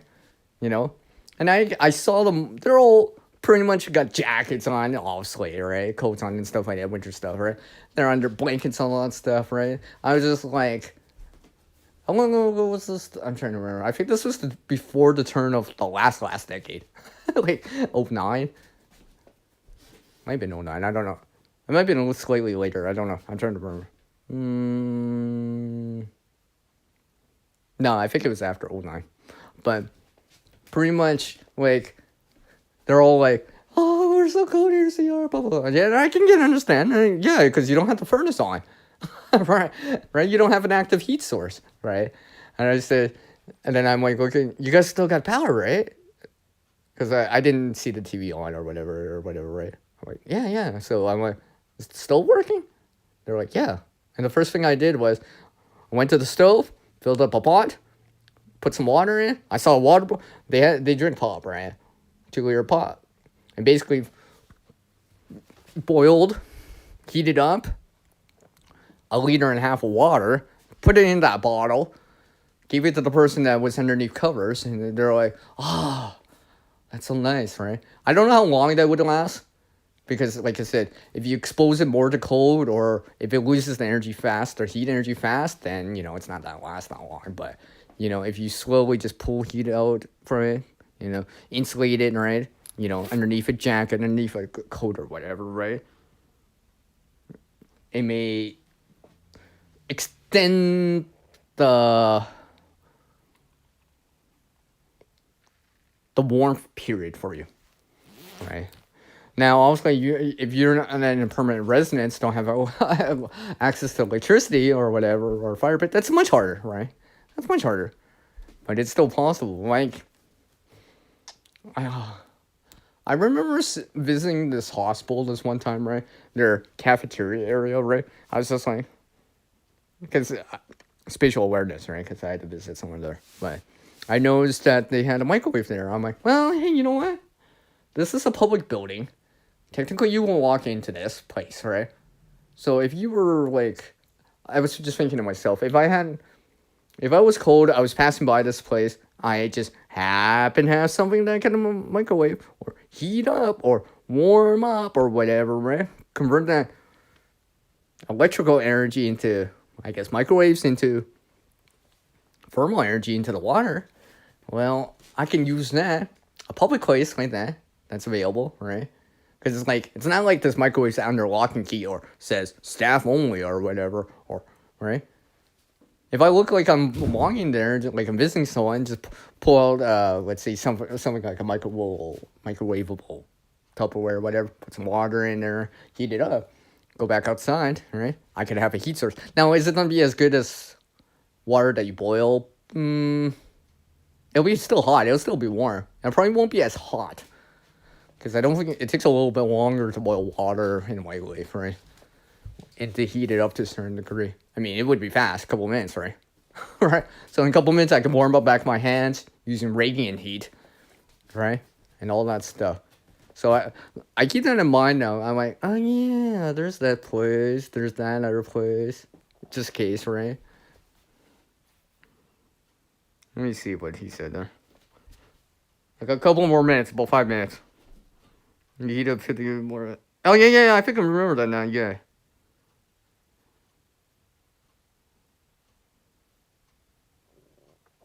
How long?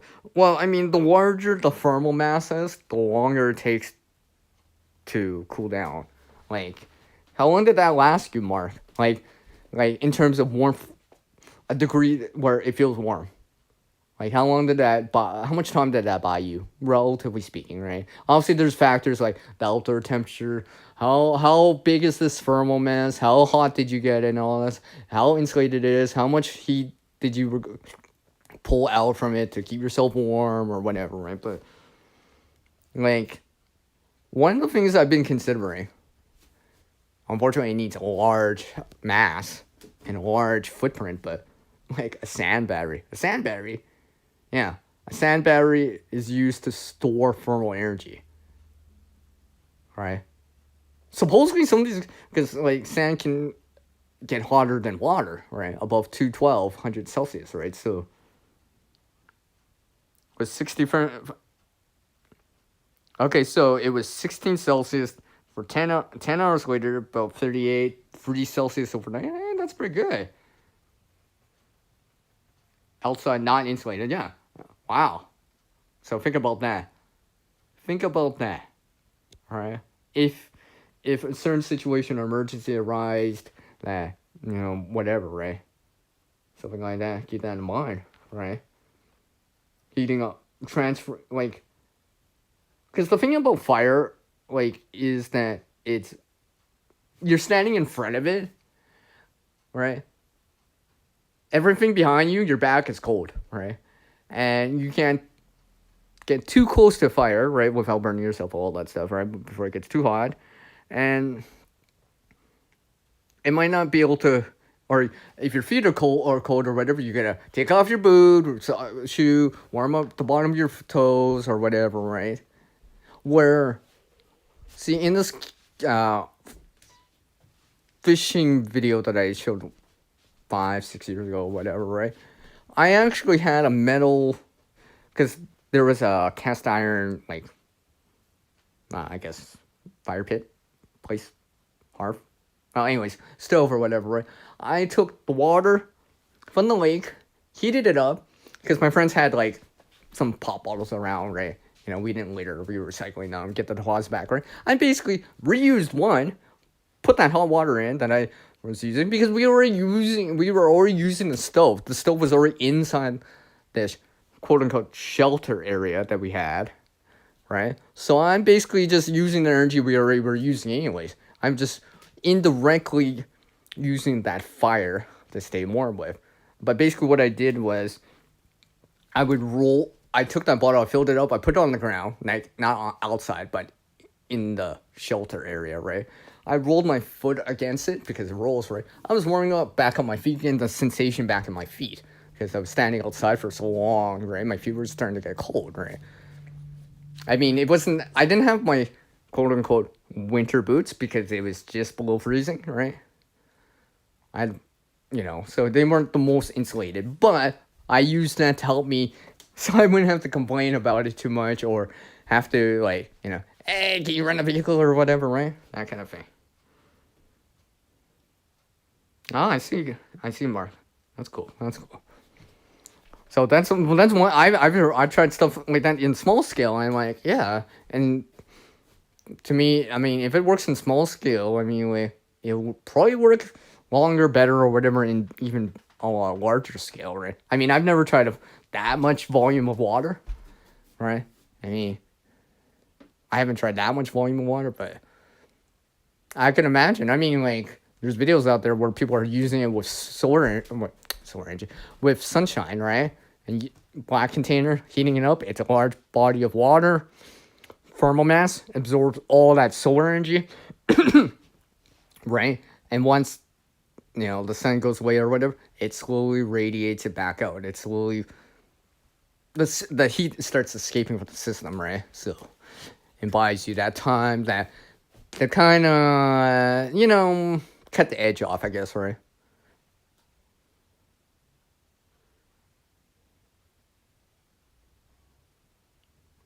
That's cool. Like, I've been trying out some other stuff. I'm just like I said, I've done the water thing, right? I've never tried the sand thing yet.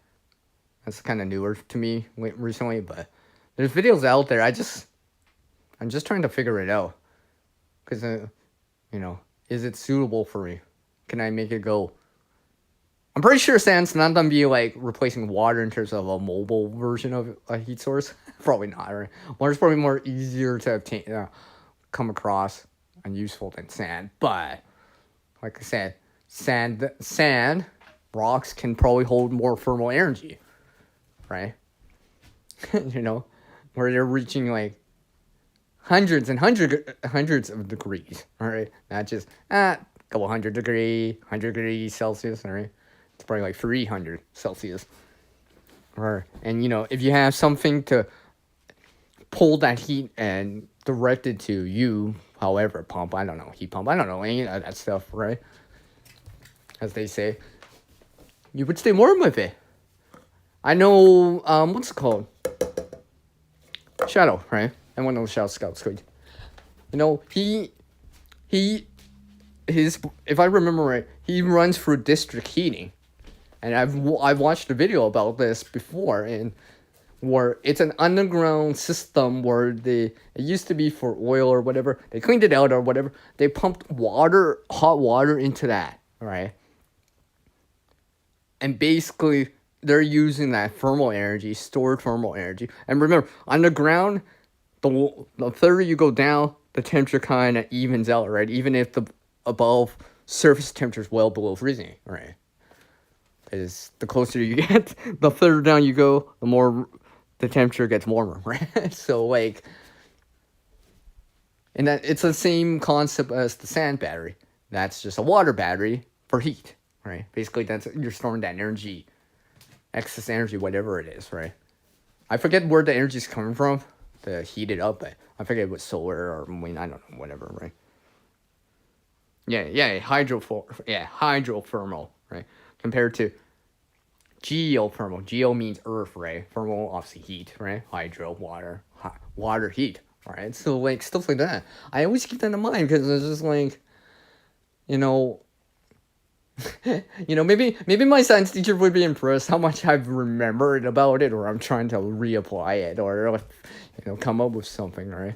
Because it's just one of those things I always keep in mind. I don't know of all the things, I don't remember other things in science class at times, but I remember at least two things, Bunsen burner and these stories. That's all I remember at the time. There is this other thing, but that'll be for another video because there's full of chemistry in that class. Oh, sorry. Yeah, more or less. It's more a consistent temperature. It may be, it's not them being like hot, but it'll be more, hey, it's still above freezing. Even though the surface temperature is like well below freezing, right? Because it takes longer for the snow, ice to penetrate all the way down, right? Just like permafrost. Where am I at for? Ooh, yeah. Okay. Exactly 5 minutes. I know I said I'm 5 minutes over, but whatever. I think I'm just gonna go for another 5 and that's it. I'm getting it right there. No ifs, ands, or buts. Because... Yeah, I got you. Not always frozen, but yeah. Yeah, I have to run this extra device. see, I actually took the time because I knew I was running the device anyways. I decided to charge up a smaller battery bank a little and top it off a little. I'm like, well, since I'm already using the power here, I thought I would have to run it to charge, topping off a battery bank, a smaller battery bank than I have. Like, supposedly there's, I don't know if anyone's tried some of those like electric versions of hand warmers. I'm talking about like vests and stuff like that. I guess supposedly they can last for a bit, right? But you gotta remember that runs direct from electrical energy, right? Power. How useful is it without grid power? How useful is it without like some solar panels, battery bank, or whatever running it? Right? If you can charge that stuff, maintain that. Yeah, that'd be awesome. I actually have tried to make a version of one before. It was okay, but yeah, I realized how much power it consumes. It's usually electricity to heat isn't too efficient, if I remember right. Hey, Shannon, I'm about to slide out very soon here. Oh, okay, noted. Alright. Because I always wonder... See, I feel like I should go longer. Because Shannon. Sorry. I'm thinking of someone else. Sharon. But... You can... I figured the DVR function's still available for the stream. But yeah, you can check back on it. You can see me standing outside. With socks on my seating pad. Without boots, shoes. The only thing insulating or protecting me is the seating pad. I guess, eh? Yeah, I think because when I tried something, even a rudimentary or DIY version, I was just like, this sure consumes quite a bit of power. It doesn't seem that efficient. Maybe from what I was trying to do, right? I don't know. Maybe that was a long time ago. So maybe things have changed in 15 years, or maybe it's a little bit more efficient, right? No. Yeah, I meant Shannon, not Sharon. I mean, I like Sharon. Sharing. Never mind. I was trying to come up with something funny. I feel like Mark's gonna like fire me off the bat. CR, yes, you're fired. Oh, okay. But yeah. So 2-minute warning here. So I appreciate everyone that has or drop by. If you're catching this on the replay, shout out to the replay gang. Dun, dun, dun, dun. I'll end this with a nice fun sing along. Alright? Nice fun sing along. Actually, you know what? I don't usually do this.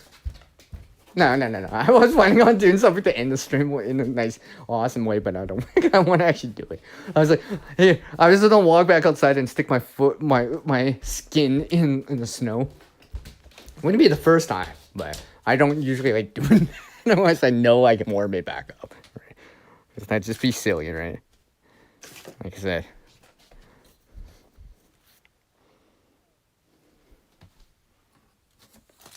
Yeah. I appreciate that, Mark.